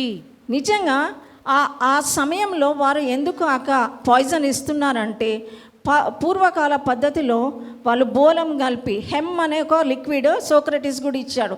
స్లో పాయిజన్ అనమాట, వాళ్ళ యొక్క బాధను నొప్పిని తెలవకుండా చనిపోవాలని. కానీ యేసు ప్రభువుకి అందించగానే ఆయన జస్ట్ ఇట్లా తిప్పిండు. ఆ తిప్పడానికి కూడా ఆయనకు అవకాశం లేదు. ఎవరైనా మనల్ని పట్టుకొని కట్టేసి మన మెడను కట్టేసి పశువుల మాదిరిగా మనం తిప్పగలమా? చెప్పడం చాలా ఈజీ, కానీ ఆ శ్రమలు అనుభవిస్తే కానీ మనకు తెలుస్తుంది. కాబట్టి ఆ చేదును తాగితే ఏమవుతుంది? ఆయన తాగిడు చచ్చిపోయాడు అంటాను కదా, చనిపోయాడు. ఆ విధంగా ఆయన మన కొరకు, నీ కొరకు, నా కొరకు ఆ చేదును త్రోసివేశాడు. ఎందుకంటే ఆయన సంపూర్ణ మానవుడు. మరి రెండవది, ఆయన సంపూర్ణ దేవుడు సన్ ఆఫ్ గాడ్. ఎందుకంటే ఈయన దేవుని చిత్తాన్ని నెరవేర్చడానికి ఈ లోకంలోనికి వచ్చాడు. Totally he has surrendered to the will and word of God. దేవుని చిత్తం. మనం ఏం చేస్తాము? ఏ పని చేయాలన్నా మన చేతిలో ఇప్పుడు అందరికీ డబ్బులు ఎక్కువైపోయినాయి కదా. ఐటీ కంపెనీస్, ఎంఎన్సి కంపెనీస్ ఏది కావాలిస్తే అది కొనుక్కుంటారు వెంటనే. అది ప్రార్థించాలా. ఈవెన్ క్లిప్స్ కూడా కొంతమంది సేవకులు నాతో చెప్పాడు. అప్పుడు నేను కూడా నాకు అంత పరిజ్ఞానం లేదు. అయ్యో క్లిప్స్ కూడా ప్రార్థన చేయాలన్నా, వీళ్ళు పిచ్చోళ్ళు. ఆ పిచ్చిదాన్నే దేవుడు మరి వాడుకుంటున్నాడు. ఎందుకంటే అప్పుడు నాకు విలువ తెలియదు కాబట్టి చిన్న విషయమై, చిన్న వస్తువుకైనా కానీ మనం ప్రార్థన చేయాలా. ఇది దేవుని చిత్తమా లేదా అని తెలుసుకున్న వెంటనే మనం ముందుకు ప్రొసీడ్ అవుతాం. ఎందుకంటే మనకు రక్షణ ఎక్కడి నుంచి వస్తుంది? దేవుని వాక్యం కదా. కొంతమంది దేవుని వాక్యంను సరిగా చదవరు. ఎందుకంటే ఈ వాక్యమే 10 మందికి ఇచ్చినా 100 మందికి ఇచ్చినా డిఫరెంట్ స్టైల్లో చెప్తారు, కానీ అదే వాక్యం కాబట్టి యేసు ప్రభు దేవుని చిత్తానికి అప్పగించుకొని లేఖనముల ప్రకారము ఆయన చనిపోయాడు. మరి కీర్తనలు 22:15 వచన ప్రకారము ఆయన నాలుక దవడ ఎండిపోయిందంట. మన నోరంతా ఎండిపోతే అసలు మాట్లాడనీకి వస్తుందా? బొంగురు పోతుంది. కీర్తనలు 22:15. నా బలము ఎండిపోయి చిల్ల పెంకువలే ఆయను, నా నాలుక నా దవడను అంటుకొని ఉన్నది. అసలు నిజంగా ఇది సాధ్యమా? మనం ఎక్స్పెరిమెంట్ చేస్తామా? మన మీద మనమే నీళ్ళు తాగకుండా ఎన్ని గంటలు ఉందాము?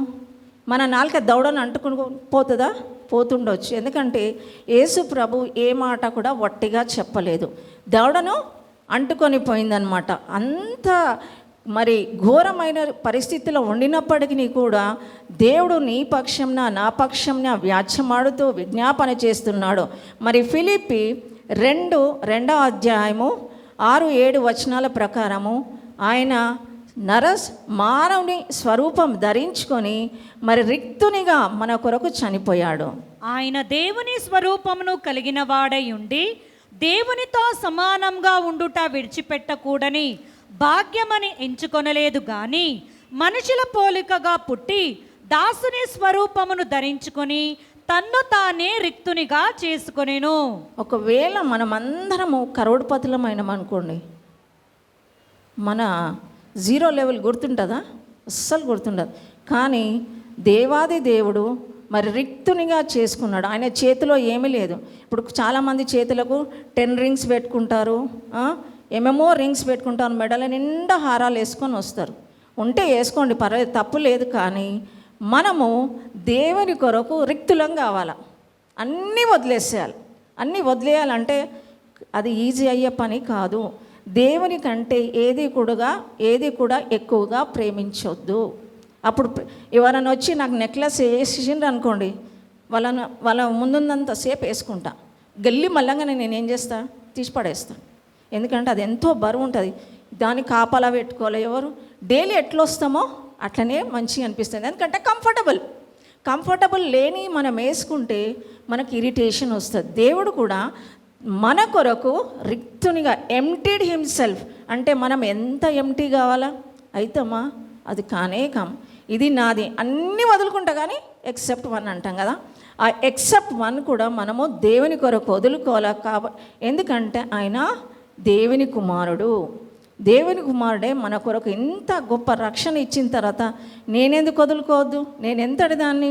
అసలు మనల్ని జ్ఞాపకం చేసుకున్నటకు మనం ఏ పాటి వారము? కీర్తనకారుడు అంటాడు, మనిషిని జ్ఞాపకం చేసుకున్నటకు నరుడు ఏ పాటి వాడు? కొంచెమే జ్ఞానం ఇచ్చాడు, చిటికెడు. ఆ చిటికెడు జ్ఞానంతో మరి ఇప్పుడు చూస్తున్నాం ఎంత నష్టపోతున్నామో మనం. కానీ లోక జ్ఞానము మరి అంత నష్టపరుస్తుంది, కానీ దైవ జ్ఞానము మరి మంచి మానవత్వంలో సత్య మార్గంలో నడిపించేవాడు కాబట్టి ఆయన దేవుని కుమారుడు. మరి మూడవది, ఆయన పాపులకు స్నేహితుడు. యోహాను సువార్త 1వ అధ్యాయం నుంచి 6వ అధ్యాయం మట్టుకు పరిసయ్యులు, సద్దూకయ్యులు అందరు ఏమన్నాడు? పాపులతో స్నేహం చేస్తున్నాడు. ఆయన ఎవరి కొరకు వచ్చాడు? పాపి కొరకే వచ్చాడు కదా. అయ్యో మనకి ఎవరికైనా ఏమైనా అయిందనుకోండి, అయ్యో పాపం అంటాం కదా. ఈ మాట మనకు ఊతపదంగా వస్తుంది కదా, వేరే మాట ఏమి రాదు. అయ్యో పాపం, ఎందుకంటే మనలో పాపం ఉంది కాబట్టి ఎదుటి వ్యక్తిని అయ్యో పాపం అంటాం. దేవుడు పాపిని రక్షించడానికి వచ్చాడు. మరి మొదటిగా ఆయన సమరయ ఊరిలో వెళ్ళినప్పుడు సమరయ స్త్రీ యేసయ్య, ఆమెకు తెలియదు యేసయ్య, ఆమె అడుగుతుంది, అయ్యా, ఆయన యేసుప్రభు అడుగుతాడు, నాకు దాహమునకు నీళ్ళు ఇమ్మంటే, అయ్యో నీవు యూదుడుగా కనబడుతున్నావు, నేను ఎట్లొస్తా? నీ సహవాసం, నీ స్నేహం నాకు వద్దు, ఎందుకంటే అంటరాని వాళ్ళు అన్టచబుల్ పీపుల్ అన్నమాట. ఆ విధంగా సంభాషణ ఆరంభించి యేసయ్య ఆమె నోటితోనే పలికిపిస్తాడనమాట. ఈ నీళ్ళు తాగితే, యాకోబు త్రవ్విన నీళ్ళు తాగితే మీరు ఎప్పటికీ దాహం అవుతుంది కదా. ఇప్పుడు మనం సమ్మరే కదా, ఫ్రిడ్జ్ నీళ్ళు తాగితే మనకు సాటిస్ఫైడ్ ఉంటుందా? అస్సలు ఉండదు కదా, ఇంకా దాహం ఎక్కువ అవుతుంది. ఏ నీళ్ళు తాగితే మనకు దాహం తృప్తిగా అనిపిస్తుంది? కుండలో నీళ్ళు కదా. ఇప్పుడు ఎవరైనా ఇంట్లో కుండలు ఉన్నాయా? అస్సలు లేవు.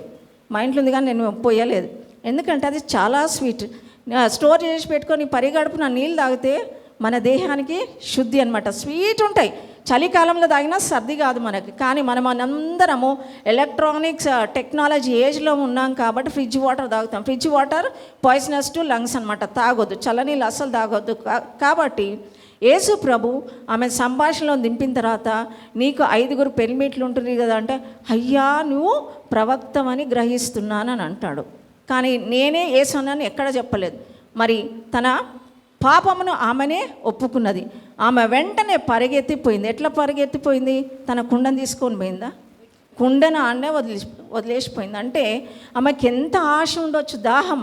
అయ్యో ఈ నీళ్ళు తాగితే ఎప్పటికీ తాగాలంట, ఈయన ఇస్తాడు, ఈయన ఇచ్చే నీళ్ళు నాకు ఎప్పుడు కూడా దాహాన్ని మరి స్టాప్ చేయలేవని పరిగెత్తి ఊరా మరి సువార్త చెప్పిందనమాట. ఆ విధంగా ఫస్ట్ ఇవాంజలిస్ట్ ఈజ్ సమరైటన్ స్త్రీ కాబట్టి ఆయన ఆ విధంగా చేశాడు.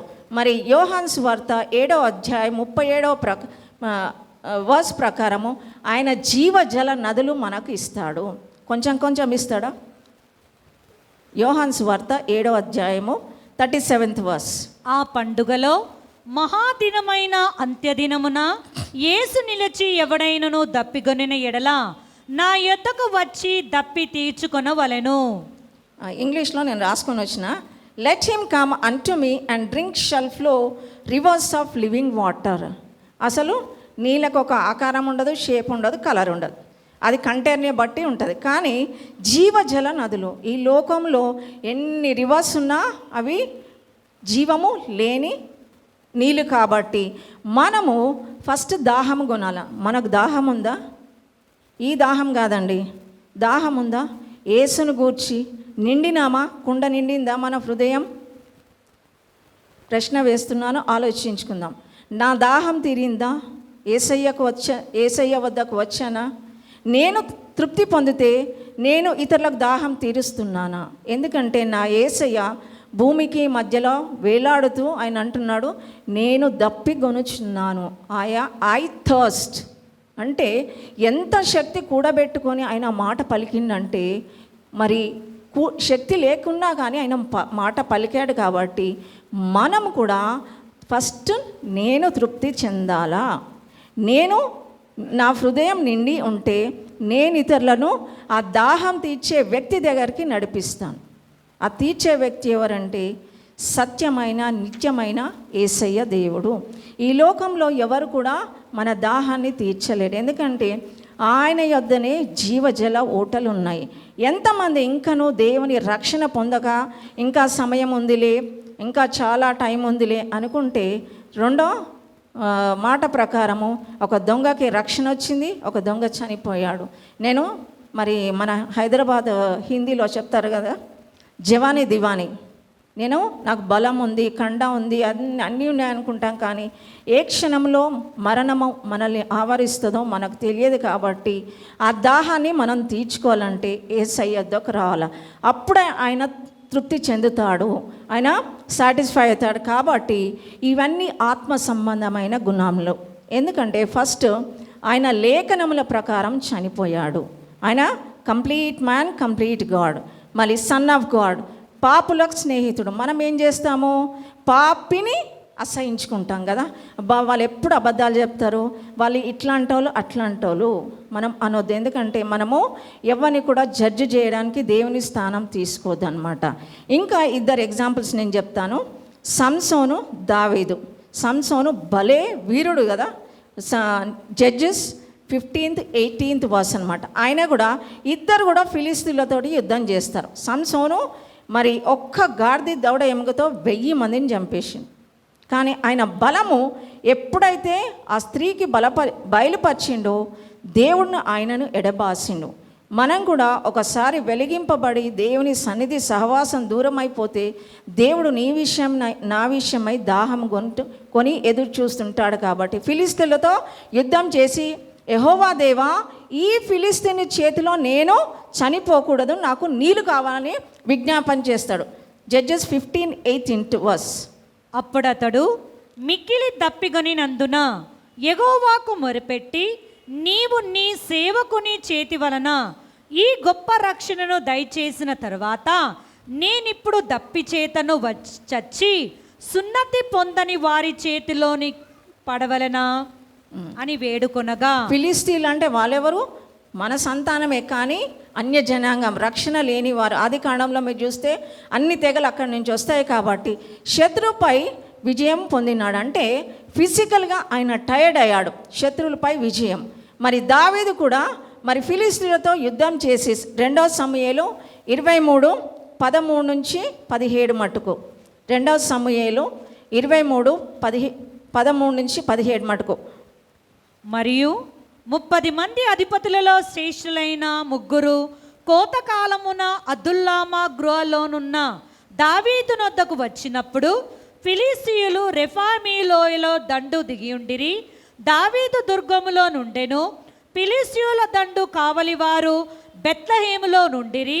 దావీదు బెత్లెహేము గవిని దగ్గరనున్న బావి నీళ్లు ఎవడైనను నాకు తెచ్చి ఇచ్చిన ఎడల ఎంతో సంతోషించదనని అధికారితో పలకగా, ఆ 3 బలాఢ్యులు ఫిలిస్తీయుల దండు కావలి వారిని ఓడించి దారి చేసుకొని పోయి బెత్లెహేము గవిని దగ్గరనున్న బావి నీళ్లు చేది దావీదు నొద్దకు తీసుకొని వచ్చిరి. అయితే అతడు ఆ నీళ్లు త్రాగుటకు మనసు లేక యెహోవా సన్నిధిని పారబోసి. సంసోనేమో నీళ్లు తాగిండు, దావీదేమో వాళ్ళు ప్రాణంకి తెగించి పోయి తెస్తే వాళ్ళ రక్తాన్ని నేను తాగుతానా అని అక్కడ తాగకుండా నీళ్లు నేలపైన పారబోసాడు. కాబట్టి మనం కూడా దాహం తీరిందా మనది? యేసయ్య ఇంకనూ తన దాహం తీరుతలేదు. ఎంతమంది అయితే ఇంకనూ రక్షణ పొందకుండా, బాప్టిజం తీసుకోకుండా పోస్ట్పోన్ చేస్తున్నారో, పౌలు భక్తుడు అంటాడు, నేడే రక్షణ దినం, ఇదే అనుకూల సమయం. రక్షణార్థమైన మారు మనసు మనం పొందాలా. లేకపోతే ఏదో పెళ్లి కొరకు పేరెంట్స్ తీసుకున్నామని చెప్పినారు, వారు ఫోర్స్ తోట బాప్టిజం తీసుకోవద్దు. Self realization is more important than pleasing others అనమాట. యేసు ప్రభు కూడా ఈ లోకంలో ఉన్నప్పుడు తల్లిదండ్రులకు విధేయుడైనాడు. మరి ఆయన సంపూర్ణ మానవుడుగా మరి 3 మాటలు ప్రజలను గూర్చి అన్నాడు. మనం ఒకవేళ 4th ఫ్లోర్ టెర్రస్ పైన పారాపిట్ వాల్ మీద నిలబడి బ్యాలెన్స్ చేసుకొని ఈ మాటలు పలకగలమా? మన బ్యాలెన్స్ చేసుకోండి, ఏమవుతుంది? కింద చూస్తే కళ్ళు తిరుగుతాయి కదా. అటువంటి సిచ్యుయేషన్లో కూడా దేవుడు తన ఈ లోకంలో ఎందుకు వచ్చాడంటే కేవలము తన పిల్లలను పాపులను రక్షించడానికి రక్షకుడుగా ఈ లోకంలో వచ్చాడు కాబట్టి సంసోను దావీదు శత్రులపై విజయం పొందినాడు. కానీ యేసయ్య సర్వాధికారి, సర్వశక్తిమంతుడు, మరి పరమదేవుడు సాతానుపై విజయం పొంది మనకు రక్షణ ఇచ్చాడు.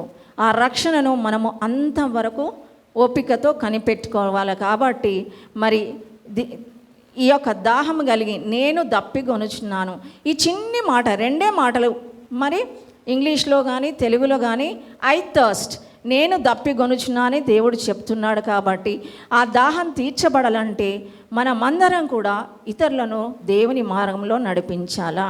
ఒకవేళ నడిపించకపోతే దేవుని సన్నిధిలో మనము చేర్చబడిన తర్వాత వట్టి చేతులతో మనము కనబడొద్దు. మనం మ్యారేజ్కి వెళ్తే ఎన్ని గిఫ్ట్ తీసుకొని పోతాం? మన రిలేషన్షిప్ బట్టి మరి బడ్జెట్ ఇంక్రీజ్ అవుతుంది. లేకపోతే అంతంత మాత్రం ఉందంటే లో కాస్ట్ బడ్జెట్ పెడతాం కదా. మన దేవుడు రాజాదిరాజు, ప్రభుల ప్రభు, మన సృష్టికర్త. కాబట్టి ఆ దాహాన్ని తీరాలంటే మనం దేవుని యొద్దకు రావాలా. దేవుడు మన హృదయాన్ని చూస్తాడు. కాబట్టి మరి దేవునికే మహిమ కలుగును గాక. యువత పాస్టర్ గారు థ్యాంక్ యూ. మరి పాస్టర్ అమ్మ, పాస్టర్ గారికి కూడా వందనాలు. బెన్నీ కూడా చాలా వందనాలు. ఈ కొద్ది మాటలను దేవుడు దీవించును గాక.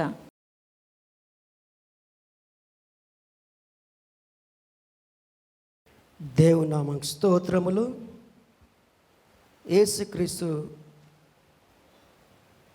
ఈ యొక్క శుభ శుక్రవారం గురించి ఆయన 7 మాటల గురించి మనము ధ్యానించడానికి దేవుడు ఇచ్చిన కృపను బట్టి, ఈ యొక్క సమయం బట్టి, ఈ మాటలు వింటకు ఇచ్చిన ఆధిక్యతను బట్టి దేవునికి వందనాలు చెల్లిస్తున్నాను. ఈ అవకాశం ఇచ్చిన పాస్టర్ ఎఫ్తాకు, మర్దాస్ బ్రదర్ గారి సిస్టర్ గారికి వందనాలు చేస్తున్నాను. మీ అందరికీ గుడ్ ఫ్రైడే శుభాకాంక్షలు చెప్తున్నాను. ఒక మాట ప్రార్థన చేసుకుందాం. మమ్మల్ని మిక్కిలి ప్రేమించిన గొప్ప దేవ, దయగల రాజ్యానికి వందనాలు, స్తోత్రాలు నా తండ్రి, నా ప్రభువ. ఎన్నిక లేని వారిని ప్రభా, అల్పుడుని, దౌర్భాగ్యుని, బలహీనులు ప్రభా, ఎందుకు పనినటువంటి నన్ను ఈ యొక్క సన్నిధానంలో నిలబెట్టినందుకు వందనాలు, స్తోత్రాలు నా తండ్రి ప్రభువ. ఇదిగో తండ్రి ప్రభ, నీ యొక్క మాటలు ప్రభ పలుకుచుండగా, నీ మాటలు మాట్లాడుచుండగా, ఈ యొక్క 6వ మాట గురించి మాట్లాడుచుండగా నీవు నాతో ఉండి నీ చిలులాటన మరుగుపరుచుకొని ప్రభ నీవే మాట్లాడి మహిమ పొందమని నజరైన యేసు నామములో ప్రార్థిస్తున్నాను తండ్రి, ఆమేన్.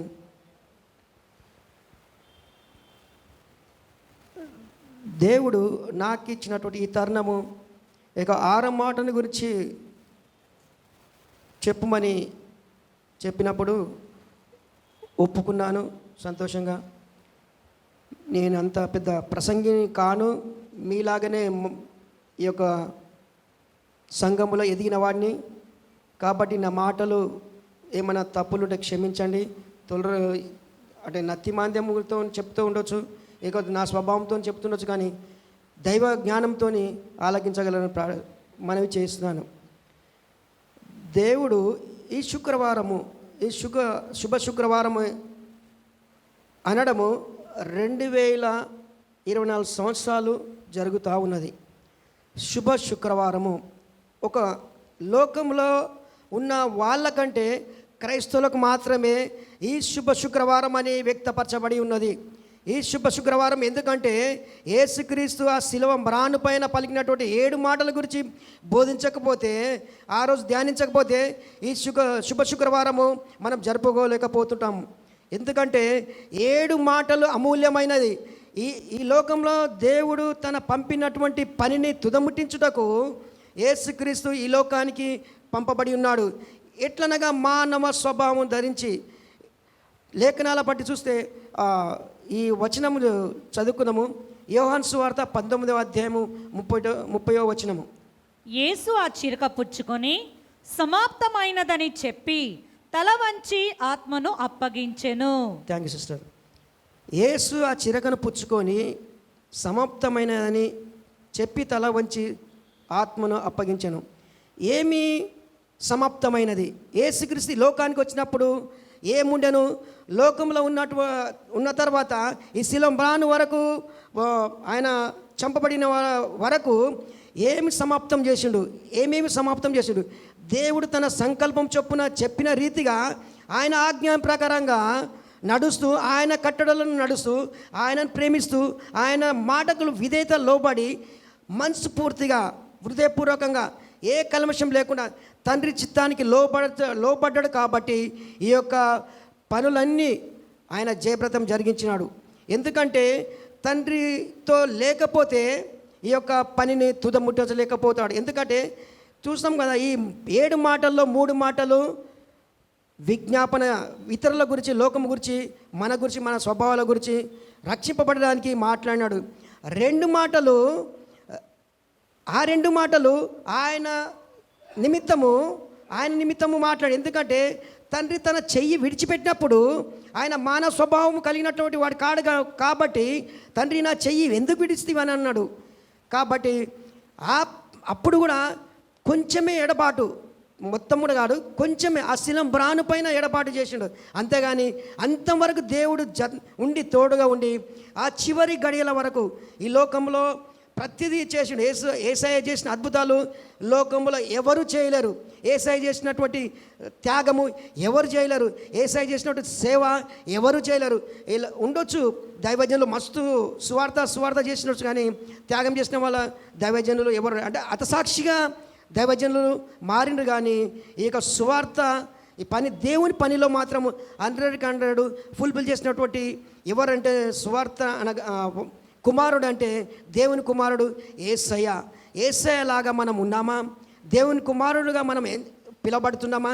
ఆ యొక్క పనిలో మనం జత పనివారిగా ఉంటున్నామా అని చూసుకున్నట్లయితే మనం పరీక్షించుకోవాలి.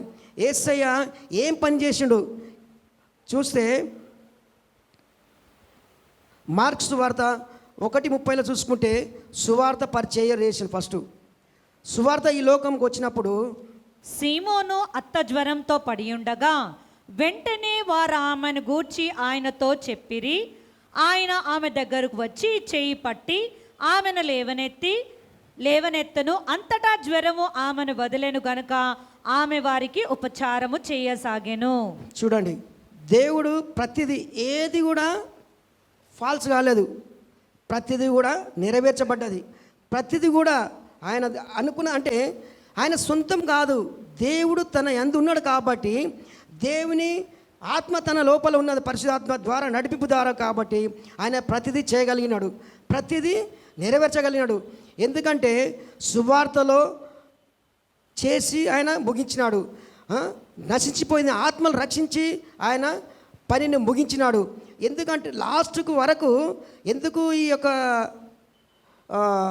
7వ మాటను బిగ్గర కేక వేసినట్టే ఇంతవరకు మాట్లాడేటువంటి 5 మాటలు ముగింపబడ్డది.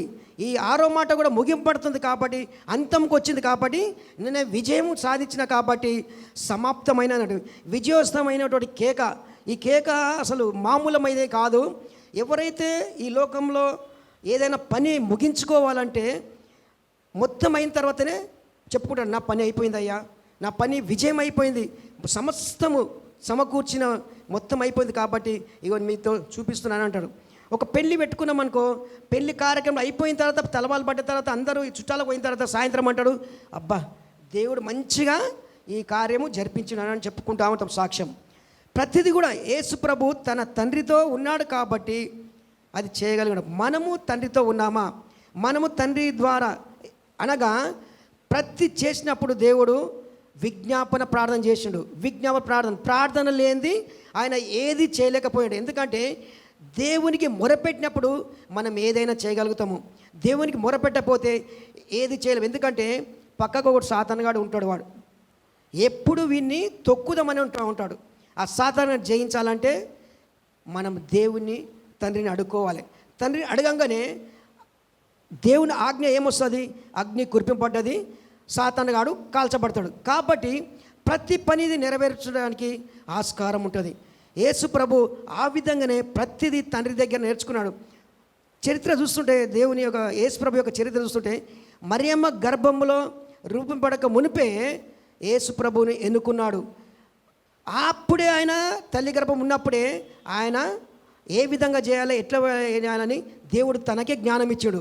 ఈ లోకంలో పుట్టినప్పుడు 2 సంవత్సరాల వాళ్ళను చంపేయాలన్నప్పుడు దేవుడే తనను కాపాడాడు. ఎందుకంటే తన సంకల్పం నెరవేర్చాలని, తన ఏమనుకున్నాడో ఈయన ద్వారా ఏం నెరవేర్చబడాలి, ఏం పని తుడిముట్టించాలని కాపాడాలంటే ఆ 2 సంవత్సరాలు చంపేవాడి మగపిల్లల దాంట్లో యేసు ప్రభుని కూడా తప్పించి నడిపిస్తూ ఉంటాడు.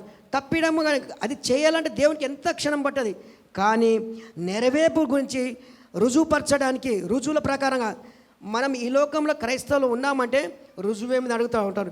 ఏందయ్యా మీది బోధ, ఏందయ్యా మీ నడవడిక, ఏందయ్యా మీ పద్ధతులు అంటే మనం కొన్ని నడవడికల బట్టి వాళ్ళు తెలుసుకుంటారు, మన మాటలను బట్టి తెలుసుకుంటారు, మన ప్రవర్తన బట్టి నేరే తెలుసుకుంటారు. ఓహో యేసు ప్రభు నడవడిక ఈ విధంగా ఉంటుంది, ఓ యేసు ప్రభు మాటలు ఈ విధంగా ఉంటుంది, యేసు ప్రభు నమ్మిన బిడ్డలు ఈ విధంగా ఉంటారని వాళ్ళు గ్రహిస్తూ ఉంటారు. హల్లెలూయా. ఎందుకంటే మన నడవడిక యేసు ప్రభు ఆ విధంగా నడిచాడు కాబట్టి ఆ యొక్క దేవుని యొక్క పని మొత్తము సమాప్తం చేయగలిగాడు. ఈ లోకంలో ఉన్నటువంటి మాలిన్యమును రూపుమార్పిండు. ఈ లోకంలో మనం నశించిపోకుండా వెదికి రక్షించడానికి యేసు ప్రభు వారు తన యొక్క తండ్రి యొక్క చిత్తమును నెరవేర్చిండని బైబిల్ లేఖనాలు సెలవిస్తూ ఉన్నది. ఎందుకంటే మనము ఎన్నో సంవత్సరాలు వింటా ఉన్నాము ఈ యొక్క సువార్తను, ఈ యొక్క గుడ్ ఫ్రైడే గురించి. ప్రతి ఒక్కరు అన్యులు అడుగుతూ ఉంటారు, ఏమయ్యా గుడ్ ఫ్రైడే అంటే ఏంది, శుభ శుక్రవారం అంటే శుభం ఎట్లయితుందయ్యా, మీ యొక్క దేవుణ్ణి సిలువేసి చంపేస్తుంటే సాడ్ కదంటే నేనంటాను చాలామందికి సువార్తగా, అయ్యా ఆయన చనిపోయింది నా గురించి కానీ ఆయన గురించి కాదు. ఎందుకు తెలుసా, ఈ లోకంలో ఉన్నటువంటి మనము పాపంతో పడి ఉన్నాము, పాప ఊపిలో పడి ఉన్నాము, చీకటిలో ఉన్నాము, చీకటి మాలిన్యంలో కొట్టుకముట్టాడుతున్నాం. కాబట్టి ఈ లోకం మనది కాదు, పరలోక రాజ్యం మనది. కాబట్టి ఆ పరలోక రాజ్యానికి నడవడానికి యేసు ప్రభు వారు ఆ శిలువలో పడి మరణించక తప్పలేదు. దాన్నే శుభ శుక్రవారం. ఎందుకంటే ఆయన జయించుడు కాబట్టి, ఆయన జయోత్సవానికి కాబట్టి శుభమని తెలుపుతూ ఉన్నాడు, గుడ్ న్యూస్ అని చెప్తా ఉన్నాం. ఎందుకంటే యేసు ప్రభు తన శిలువ మ్రాను పైన కూడా ఉండి కూడా ఆ 7 మాటలు చెప్పి కూడా ఆ పని చేసి ఉన్నాడు. ఒక్కొక్క మాట గురించి చెప్పుకుంటూ ఆ యొక్క సువార్త కూడా చెప్తా ఉన్నాడు. అంతము వరకు కూడా ఆయన సువార్త చేసి జతపని దేవుని యొక్క మాటకు లోబడి చివరి గడియ వరకు కూడా యేసయ్య తన సంకల్పం చొప్పున దేవుని యొక్క లోబడి ఆ యొక్క చేయగలిగినాడు, ఆ మాటలను నెరవేర్చగలిగినాడు. ఈ యొక్క సమాప్తం అంటే ఒక తండ్రి ఈ లోకంలో ఒక బిల్డింగ్ కట్టిండట, మంచి బిల్డింగ్, ఒక కుమారుని గురించి. ఆ బిల్డింగ్ అందంగా అంతా చేసిన తర్వాత చివరి గడియలో ఉన్నాడంట, లాస్ట్ పీరియడ్లో ఉంటే నా కుమారునికి ఉండాలా, ఏం చేయలేను కాబట్టి అని ఒక మంచి బిల్డింగ్ కట్టి ఆ బిల్డింగ్కు మంచి డెకరేషన్ మంచి చేసి అందంగా పెట్టి తాళాలు కీస్ అని తయారు చేసి ఒక గుమ్మం కాడ ఎదురుగా తలిగించి పెడతా ఉంటే తన తండ్రి తన కుమారునికి కబురు పంపిస్తే కుమారుడు వేరే దేశం నుంచి వచ్చి రావాలని కబురు పంపిస్తే ఆయన రిటర్ను ఏమని అన్నాడంటే, నేను రాను డాడీ, నేను ఇల్లు అక్కర్లేదు, నీవు అక్కర్లేదు, నేను రాను, ఇక్కడికి వెళ్ళి నేను రాలేనని చెప్తా ఉంటాడు. ఎందుకు తెలుసా, ఆయన ఈ లోకపరంగా ఉన్నాడు కాబట్టి, ఈ లోకమాలిన్యానికి అంటబడి ఉన్నాడు కాబట్టి, ఈ లోకంలో జీవిస్తున్నాడు కాబట్టి జీవితం చీకటిలో జీవితమే ఇష్టమని ఎంచుకొని ఆయన అక్కడనే ఉన్నాడు. ఆయన చివరికి చనిపోయాడు. పాపము ఆ యొక్క ఆస్తి అంతము మొత్తము ట్రస్ట్ వాళ్ళకు ప్రభుత్వం రాసి ఇచ్చింది. కాగా దీని సాదృశ్యం ఏంటంటే యేసు ప్రభుల వారు కూడా మనకు ఒక బిల్డింగ్, ఒక రాజభవనము నిర్మించాడు. ఎక్కడనగా ఆ పరలోక రాజ్యము. ఆ పరలోక రాజ్యంలో మనం ఉండాలని ఆయనకి ఇష్టము. ఎందుకు తెలుసా, ఆయన చిత్తమే అది. ఎవరు నశించడం ఆయనకి ఇష్టం లేదు, ఎవరు పాపంలో కొట్టుమిట్టాడడం ఇష్టం లేదు. అందరూ సంతోషంగాను పరలోక రాజ్యానికి చేరాలని ఆయన సంకల్పమే. ఆ యొక్క సంకల్పం వరకు కూడా ఆయన చివరికి ఆ పరలోక రాజ్యంలో మంచి బంగారంతో చేయబడిన బిల్డింగ్ కట్టి ఒక తాళం చేయి పెట్టినాడు. ఆ తాళం చేయి తీసుకోవడానికి నువ్వు నేను ఇష్టపడుతున్నామా, నువ్వు నేను ఆ పరలోక రాజ్యానికి చేరడానికి సిద్ధపడుతున్నామా, ఈరోజు తెలుసుకోవాలి. మనం ఎన్నో గుడ్ ఫ్రైడేలు చేసుకున్నాము, ఎన్నో సువార్తలు విన్నాము, ఎంతో వారం మనము సేవలో పాల్గొంటున్నాము. మన పరివర్తన ఉన్నదా? ఈరోజు నువ్వు ఒకవేళ రక్షణ పొందకపోతే రక్షింపబడు. ఈ లోకంలో ఈరోజు నీవు ఒకవేళ నీవు మారు మనసు పొందకపోతే మారు మనసు పొందు. ఒకవేళ నీవు బాప్తిసం పొందకపోతే ఈరోజు బాప్తిసం తీసుకోవడానికి సిద్ధపడు. ఎందుకంటే రేపు మన దినం కాదు, నేడే మన దినం, ఈరోజు మన దినము అని దేవుడు వాక్యం సెలవిస్తున్నాడు. కాబట్టి మనము ఎప్పుడైతే విరిగి నలిగిన హృదయంతో మనం ఉంటామో ఆయనకి ఇష్టమైన బిడ్డలుగా స్వీకరిస్తూ ఉంటాడు. మనం ఈ యొక్క శుభ శుక్రవారంలో మనము ఈ యొక్క మాటలు వింటున్నాం. చూడండి, 7 మాటల గురించి ఆలోచిస్తే ఎవరు సాక్రిఫైస్ చేసిన వాళ్ళు ఈ లోకంలో ఎవరు లేరు. చూడండి, యేసుప్రభు ఎందుకు సాక్రిఫైస్ చేసి నా నిదర్శనం చూపించిన అంటే, తన మాదిరిగా తన స్వకీల వద్దకు వచ్చులాగన, తన వద్దకు అంటే స్వకీల అంటే సొంత వాళ్ళకే కాబట్టి ఆయన విలబెట్టి మనను కొన్నాడు. కాబట్టి తనకు మనము బిడ్డలము కుమార్తెలమై ఉన్నాము.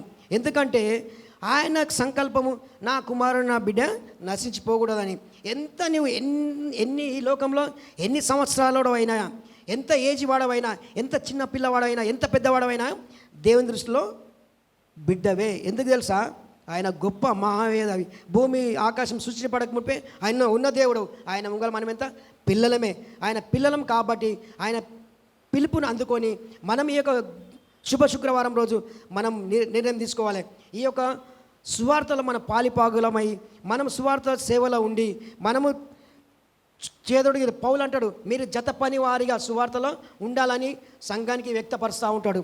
కాబట్టి భక్తుడైన పౌలు నేను పరుగు పందెంలో తుదముట్టించిదని అంటాడు. మనం పరుగు పందెం అంటే పరలోక రాజ్యానికి వెళ్ళడానికి ఈ సువార్త పరుగు పందెంలో మనము పాలు భాగస్వామై ఉండి దేవుడు చెప్పినటువంటి ఈ యొక్క వాక్యానుసారంగా మనం జీవిస్తే ఆ పరలోక నిత్యరాజ్యానికి మనం వారసులు కాగలుగుతామని రూఢిగా 100% ఈ యొక్క వాక్యం సెలవిస్తా ఉన్నాను. కాబట్టి ఈ యొక్క వాక్యంలో నీతిలో నీవు ఉండి నడిమి రక్షింపబడ్డైతే ఆ పరలోక రాజ్యం తప్పకుండా ఈ గుడ్ ఫ్రైడే మనము చేసుకున్నట్లు, ఆ దేవుని రాజ్యంలో చేరినట్లు మనము విశ్వసించి నడవాలని ఈ కొద్ది వాక్యం దేవుడు దీవించును గాక.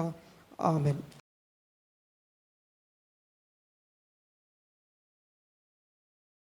మీకందరికీ వందనాలు. శుభ శుక్రవారం వందనాలు. మరి దైవ తల్లిదండ్రులకు వందనాలు. మళ్ళీ అవకాశం ఇచ్చిన యుక్తయ్య గారికి, బెన్నికి వందనాలు. మరి ఈరోజు గుడ్ ఫ్రైడే సందర్భంగా యేసుక్రీస్తు శిలువ పైన పలికిన 7 మాటల్లో చివరి మాట నాకు మరి దైవజనులు యుక్తయ్య గారు ఇవ్వడం జరిగింది. లూకాసు వార్త 23వ అధ్యాయము 46వ వచనము. అప్పుడు యేసు గొప్ప శబ్దముతో కేక వేసి, తండ్రి, నీ చేతికి నా ఆత్మను అప్పగించుకొనుచున్నానెనను ఆయన ఇలాగు చెప్పి ప్రాణము విడిచెను.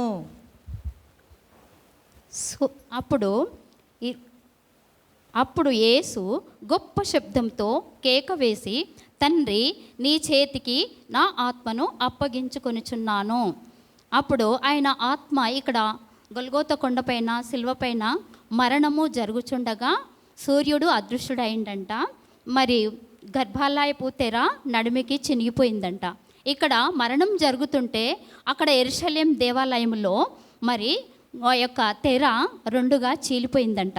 గొల్గోత కొండపైన శిలువపైన యేసు నా ఆత్మను అప్పగించుచున్నానని గొప్ప శబ్దముతో తన తండ్రికి ఆత్మను అప్పగించెను. ఆ కేక ఏం చేసిందంట? యెరూషలేం దేవాలయంలోని తెరను 2గా చీలిందంట. మరణం ఎక్కడ జరుగుతుంది? గొల్గోత కొండపైన శిలువ పైన మరణం జరుగుతుంది. మరి యెరూషలేం దేవాలయం ఎక్కడుంది? ఈ కొండకు మరి యెరూషలేం దేవాలయంకు మధ్యలో కెద్రోను వాగు ఉందన్నమాట. వాగు అవతల యెరూషలేం దేవాలయం ఉంది. ఆ దేవాలయంలో ఉన్న తెర 2గా చీలిపోయిందంట. అయితే ఆ తెర ఎక్కడుంటుంది? పరిశుద్ధ స్థలమునకు అతి పరిశుద్ధ స్థలమునకు మధ్యలో ఉంటుందన్నమాట. ఆ అతి పరిశుద్ధ స్థలమునకు పూర్వపు మోషే దినములలో మరి యాజకుడు సంవత్సరానికి ఒక్కసారి వెళ్ళి మన పాపముల కోసము మేకపిల్లలను, గొర్రె పిల్లలను, మన పాప పరిహార్థ బలి కోసము అక్కడ కర్ణాపీఠం పైన అతి పరిశుద్ధ స్థలములో మరి బలి అర్పించే వాళ్ళంట. అయితే అది సంవత్సరానికి ఒకసారి మన పాపములను మరలా జ్ఞాపకము తెచ్చేదనమాట. అయితే మరలా మనం చేస్తున్న పాపము జ్ఞాపకమును రాకుండాన్నట్లు యేసయ్య ఒకేసారి తన సిలువకు మరణాన్ని అప్పగించి మన అపరాధములను, మన శాపములను ఒకేసారి కొట్టివేసిండనమాట. అయితే తండ్రి, నా ఆత్మను నీ చేతికి అప్పగించుచున్నాను అని చెప్పకపోతే తండ్రి ఆత్మ మరి యేసయ్య ఆత్మను తండ్రి స్వీకరించలేడా? స్వీకరిస్తాడు. కానీ తండ్రి అని ఎందుకు పిలుస్తున్నాడంటే మన ఆత్మల కాపరి ఎవరు? తండ్రి. అందుకే ఆత్మల కాపరి అయిన తండ్రికి యేసయ్య తండ్రి, నా ఆత్మను అప్పగించుచున్నానని గొప్ప శబ్దముతో కేక వేసెను. అయితే మనం పాపులమైన మనము ఆ అతి పరిశుద్ధ స్థలానికి చేరడానికి మరి మార్గము మనకు సులువైందనమాట, దారి ఓపెన్ అయిందనమాట. అయితే అదే రీతిగా పేతురు 2వ అధ్యాయము 21వ వచనము, మొదటి పేతురు 2వ అధ్యాయం 21వ వచనం. క్రీస్తు కూడా మీ కొరకు బాధపడి మీరు తన అడుగు జాడలయందు నడుచుకొనున్నట్లు మీకు మాదిరి ఉంచిపోయెను. తను ఈ లోకంలో 33.5 సంవత్సరంలో జీవించినప్పుడు మరి సంపూర్ణ మానవుగా జీవించగూడంగా ఏమైనా పాపం చేసిండా, ఏమైనా అబద్ధమాడిండా, ఏమైనా దొంగతనం చేసిండా? సంపూర్ణ మానవునిగా శరీరంలో జీవించగూడంగా అపవిత్రాత్మ కూడా ఏది అంటకుండా నిష్కలంకుడిగా, పరిశుద్ధుడిగా, నిందరహితుడిగా ఆయన జీవించి తండ్రి తనకు అప్పచెప్పిన పనిని సంపూర్ణము చేసి తన ఆత్మను తన దేవునికి అప్పగించుకొంచున్నాడు. ఎవరైనా మనుషులు దేవుణ్ణి చంపుతారండి? సృష్టికర్త అయిన దేవుణ్ణి మనం చంపగలుగుతామా? ఆయనను చంపుటకు ఎవరికి చేత కాదు, ఎవరికి సాధ్యమైంది కాదు. అయితే లేఖనాలు నెరవేరున్నట్లు తన ఆత్మ తానే ఆయన పెట్టుటకు అధికారం కలదంట, తిరిగి తీసుకొనుటకు కూడా యేసయ్యకు అధికారం కలదు. ప్రవచనాలు, లేఖనాలు మరి కన్య మరియ గర్భమందు నీవు జన్మించి మనుషులు పాప పరిహార్థ బలిగా నీవు శిలువపైన శిలువయాగం చేసి వారి పాపమును నీవు భరించి నీవు మోసుకొని నీ ఆత్మను నాకు పరిశుద్ధంగా అప్పచెప్తే నీ ద్వారా ఎవరైతే నోటితో ఒప్పుకొని హృదయంలో విశ్వసించి నా దగ్గరికి వస్తారో వాళ్ళ నిత్యత్వంలో చేర్చుకుంటానని తండ్రి కుమారునికి ఆజ్ఞ ఇచ్చున్నాడంట. అదే రీతిగా మరి ఈ లోకంలో జీవించినప్పుడు ఆయన ఏ పాపం చేయలేదు, పరిశుద్ధంగా జీవించి తన తండ్రి చెప్పిన పద్ధతి ప్రకారము నిష్కలంకునిగా, నిందరహితుడిగా, పరిశుద్ధిగా, మరి మనిషిలో కపటం లేనివాడిగా ఉండి తన ఆత్మను దేవునికి అప్పచెప్పి ఉన్నాడనమాట. అయితే అపోస్తలుల కార్యములు 7వ అధ్యాయము 59వ వచనం, మరి స్టెఫెను కూడా అదే రీతిగా మరి రాళ్లతో కొట్టబడి మరి తండ్రి శ్రమలు అనుభవించి, ఎవరి కోసం శ్రమలు అనుభవించారు స్టెఫెను? దేవుని కోసం అన్నమాట. దేవుని కోసము శ్రమలు అనుభవించి కూడా మరి ఆత్మను అప్పగించుకోమని తండ్రికి స్టెఫెను కూడా అప్పచెప్పాడనమాట. అయితే యేసుక్రీస్తు భూమిపైన జీవించినప్పుడు మరి యెరూషలేము దేవాలయంలో పస్కా పండుగను ఆచరించుటకు సంవత్సరానికి ఒకసారి వెళ్ళేవాళ్ళనమాట తల్లిదండ్రులు. ఆ తల్లిదండ్రులతో పాటు యేసయ్య కూడా వెళ్ళి అయితే మార్గం మధ్యలో తప్పిపోతాడనమాట. 3 రోజుల తర్వాత యెరూషలేం దేవాలయంలో తల్లిదండ్రులు వచ్చి చూసినప్పుడు ధర్మశాస్త్రమును వినుచు మరి ఎదురు ప్రశ్నలు వేస్తూ యెరూషలేం దేవాలయంలో కూర్చుండు. బాల్యము నుండే 12వ సంవత్సరం నుండే ఆయన తండ్రి పనులను చేయుటకు యేసయ్య మొదలుపెట్టానమాట. అయితే మత్తయి సువార్త 5వ అధ్యాయము 2వ వచనములో ఏముందంటే, దీనులైన వారు ధన్యులు, పరలోక రాజ్యం వారిది. ఒకసారి చదవండి సిస్టర్. మత్తయి సువార్త 5వ అధ్యాయము 2వ వచనం. అప్పుడు ఆయన నోరు తెరిచి ఇలాగు బోధింపసాగెను, ఆత్మ విషయమై దీనులైన వారు ధన్యులు, పరలోక రాజ్యము వారిది. పరలోక రాజ్యం ఎలాంటి వాళ్ళదంట? దీనులైన వారిది పరలోక రాజ్యము. గర్విష్ఠులైన వారిది, మరి మోసం చేసే వాళ్ళది, దొంగలది, దౌర్భాగ్యులది పరలోక రాజ్యం ఉండదండి. నిషిద్ధమైంది, అపవిత్రమైంది పరలోక సన్నిధిలో ఏది కూడా ఉండదండి. అయితే మన ముందల రెండు మార్గాలు ఉంచబడ్డాయి. ఒకటి పరలోకము, ఒకటి పాతాళము.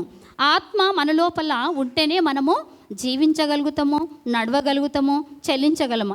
ఈ ఆత్మ మన లోపల నుండి వెళ్ళిపోయినప్పుడు ఆత్మ మనలో ఉంటే ఏమంటారు? మనల్ని మనిషి అంటారు. నా పేరు విజయభారతి, నాలో ఆత్మ ఉంటే విజయభారతి అంటారు. నాలో నుండి ఆత్మ వెళ్ళిపోతే నన్ను శవం అంటారు. అయితే ఆ ఆత్మను అప్పగించిన దేవుడు మరి ఆత్మ లేకుండా సృష్టి ఏం చేయలేదు. అయితే ఆదికాండము మొదటి అధ్యాయము 2వ వచనము, ఆది యందు వాక్యముండెను, వాక్యము దేవుడయుండెను, ఆ దేవుడే వాక్యము. ఆ ఆత్మ జలములపై అల్లాడుతుండెను. ఆత్మ లేకుండా సృష్టి చలించలేదు, జీవించలేదు. శ్మశాన వాటికలో ఏముంటాయంటే శవాలు ఉంటాయి, దాన్ని అందుకే శ్మశాన వాటిక అంటారు. మనం మనుషులు ఉండేదాన్ని ఒక ఊరు, ఒక పట్టణము, ఒక రాజ్యం అట్లా అంటారు అనమాట. మనలో ఆత్మ ఉంటేనే ఒక మనిషిగా, ఒక ప్రధానమంత్రిగా, ఒక సింగర్గా, ఒక క్రీడాకారునిగా గుర్తించబడతాం. ఆ ఆత్మ లేకపోతే శవం కిందనే సమానం అన్నమాట. అయితే మన ముందులో ఉంచబడిన 2 స్థలాలు, ఒకటి పరలోకము, ఒకటి పాతాళము. అయితే ఇప్పుడు పరలోకము పాతాళము ఎప్పుడు సిద్ధపరచుకోవాలి? దీపం ఉండగానే ఇల్లు చక్కబెట్టుకోవాలి. అంటే మన లోపల ఆత్మ ఉన్నప్పుడే ఆ పరలోకమా పాతాళమా అయితే మనము ఎంత సిద్ధపడవలసిన అవసరం ఉంది. ఒక సందర్భంలో మరి ధనవంతుడు మరి చనిపోయిన తర్వాత ఎక్కడికి వెళ్తాడండి? పాతాళానికి వెళ్తాడు. మరి దరిద్రుడైన లాజరు చనిపోయిన తర్వాత అబ్రహామైన తండ్రి రొమ్మున ఆనుకొని ఉండి ఈ పాతాళంలో ధనవంతుడు యాతన పడుతూ ఉంటే, తండ్రి అయిన అబ్రహామా, నా దాహము తీర్చుటకు ఒక చిటికన వేలుతో ఒక చుక్క నా నోట్లో వేయించవన్నప్పుడు, అయితే అబ్రహాం అంటారు, ఇక్కడ అక్కడ మధ్యలో అగాధం ఉంది, ఇక్కడ వారు అక్కడికి వెళ్ళడానికి, ఇక్కడ వాడు అక్కడ వెళ్ళడానికి అవకాశం లేదు అని చెప్తాడు. అయితే ఈ లోకంలో ఉన్నప్పుడు ఎంతో సకల ఐశ్వర్యాలతో జీవించి లోకమంతా సంపాదించుకొని, సర్వం సంపాదించుకొని, ఏం సంపాదించుకున్నాడు? ఆత్మ పోగొట్టుకున్న తర్వాత నరకమే సంపాదించుకున్నాడు. దరిద్రుడైన లాజరు ఏం చేసుకున్నాడు? పరలోకాన్ని సంపాదించుకున్నాడు. అయితే ఈ లోకంలో మనం జీవిస్తున్నప్పుడు అయితే దేవునికి అంగీకార యోగ్యముగా లేనివి, దేవుని పరిశుద్ధాత్మను దుఃఖపరిచేటివి మనము చేయకుండా ఈ సమయం ఉన్నప్పుడే నీవు నేను చనిపోకన ముందే ఆత్మను సిద్ధపరచుకొని ఆ తండ్రి మనకు యేసుక్రీస్తుల ప్రభుల వారు శిలువ పైన చనిపోయి మాదిరికరమైన జీవితము ఎలా చూయించడో అదే రకంగా నీవు నేను అంగీకార యోగ్యముగా, పరిశుద్ధముగా, నిష్కలంకులుగా, నిందరహితులుగా, యథార్థవంతులుగా, నీతిమంతులుగా జీవించి ఆ పరలోకాన్ని సంపాదించుకోవాలని మనం అందరము సిద్ధపడదాం. మరి ప్రసంగి 12:7 మన్నైనది వెనుకటి వలన మరలా మన్నైపోవును, ఆత్మ తాను దయచేసిన దేవుని యొద్దకే చేరును. అయితే చనిపోయిన వాళ్ళందరూ దేవుని దగ్గరికి చేరుతారండి? అందరూ చేరరు. అయితే మన ప్రయాసం లేకుండా, మన సిద్ధపాటు లేకుండా, మన కష్టం లేకుండా ఆత్మ పరలోకానికి చేరదండి.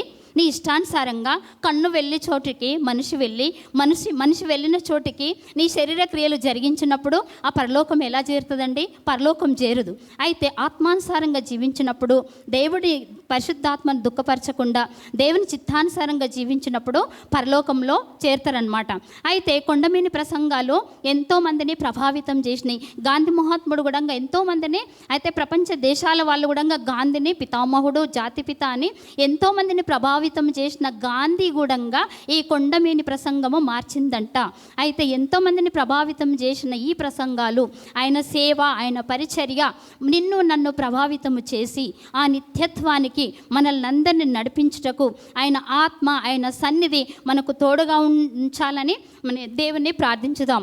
మరి ఇంకొక సందర్భం ఏంటంటే, దేవుని చేతిలో ఎంతోమంది దేవదూతలు, ప్రధాన దూతలు, గాబ్రియేలు, మిఖాయేలు, యుద్ధం చేయటకు మిఖాయేలు దూతలు, మరి సమాచారం అందించటకు గాబ్రియేలు దూతలు ఉన్నప్పటికీ కూడా నిన్ను నన్ను సృజించడానికి దేవుడు ఏం చేశాడంటే, మట్టిని తీసుకొని నిన్ను నన్ను సృజించడానికి తన స్వహస్తాలతో నిన్ను నన్ను నిర్మించి, నిర్మాణ లోపం జరుగుతుందేమో, దూతలైనా ప్రధాన దూతలని ఎవరైనా వారికి అప్పచెప్తే నిన్ను నా స్వరూప్యంలో వాళ్ళని నిర్మిస్తాలో లేరో అన్న సంకల్పంతో సహస్తాలతో నిన్ను నన్ను నిర్మించి తన ఆత్మను మన లోపల ఊదిండు గనక మనం నరులమయ్యాము.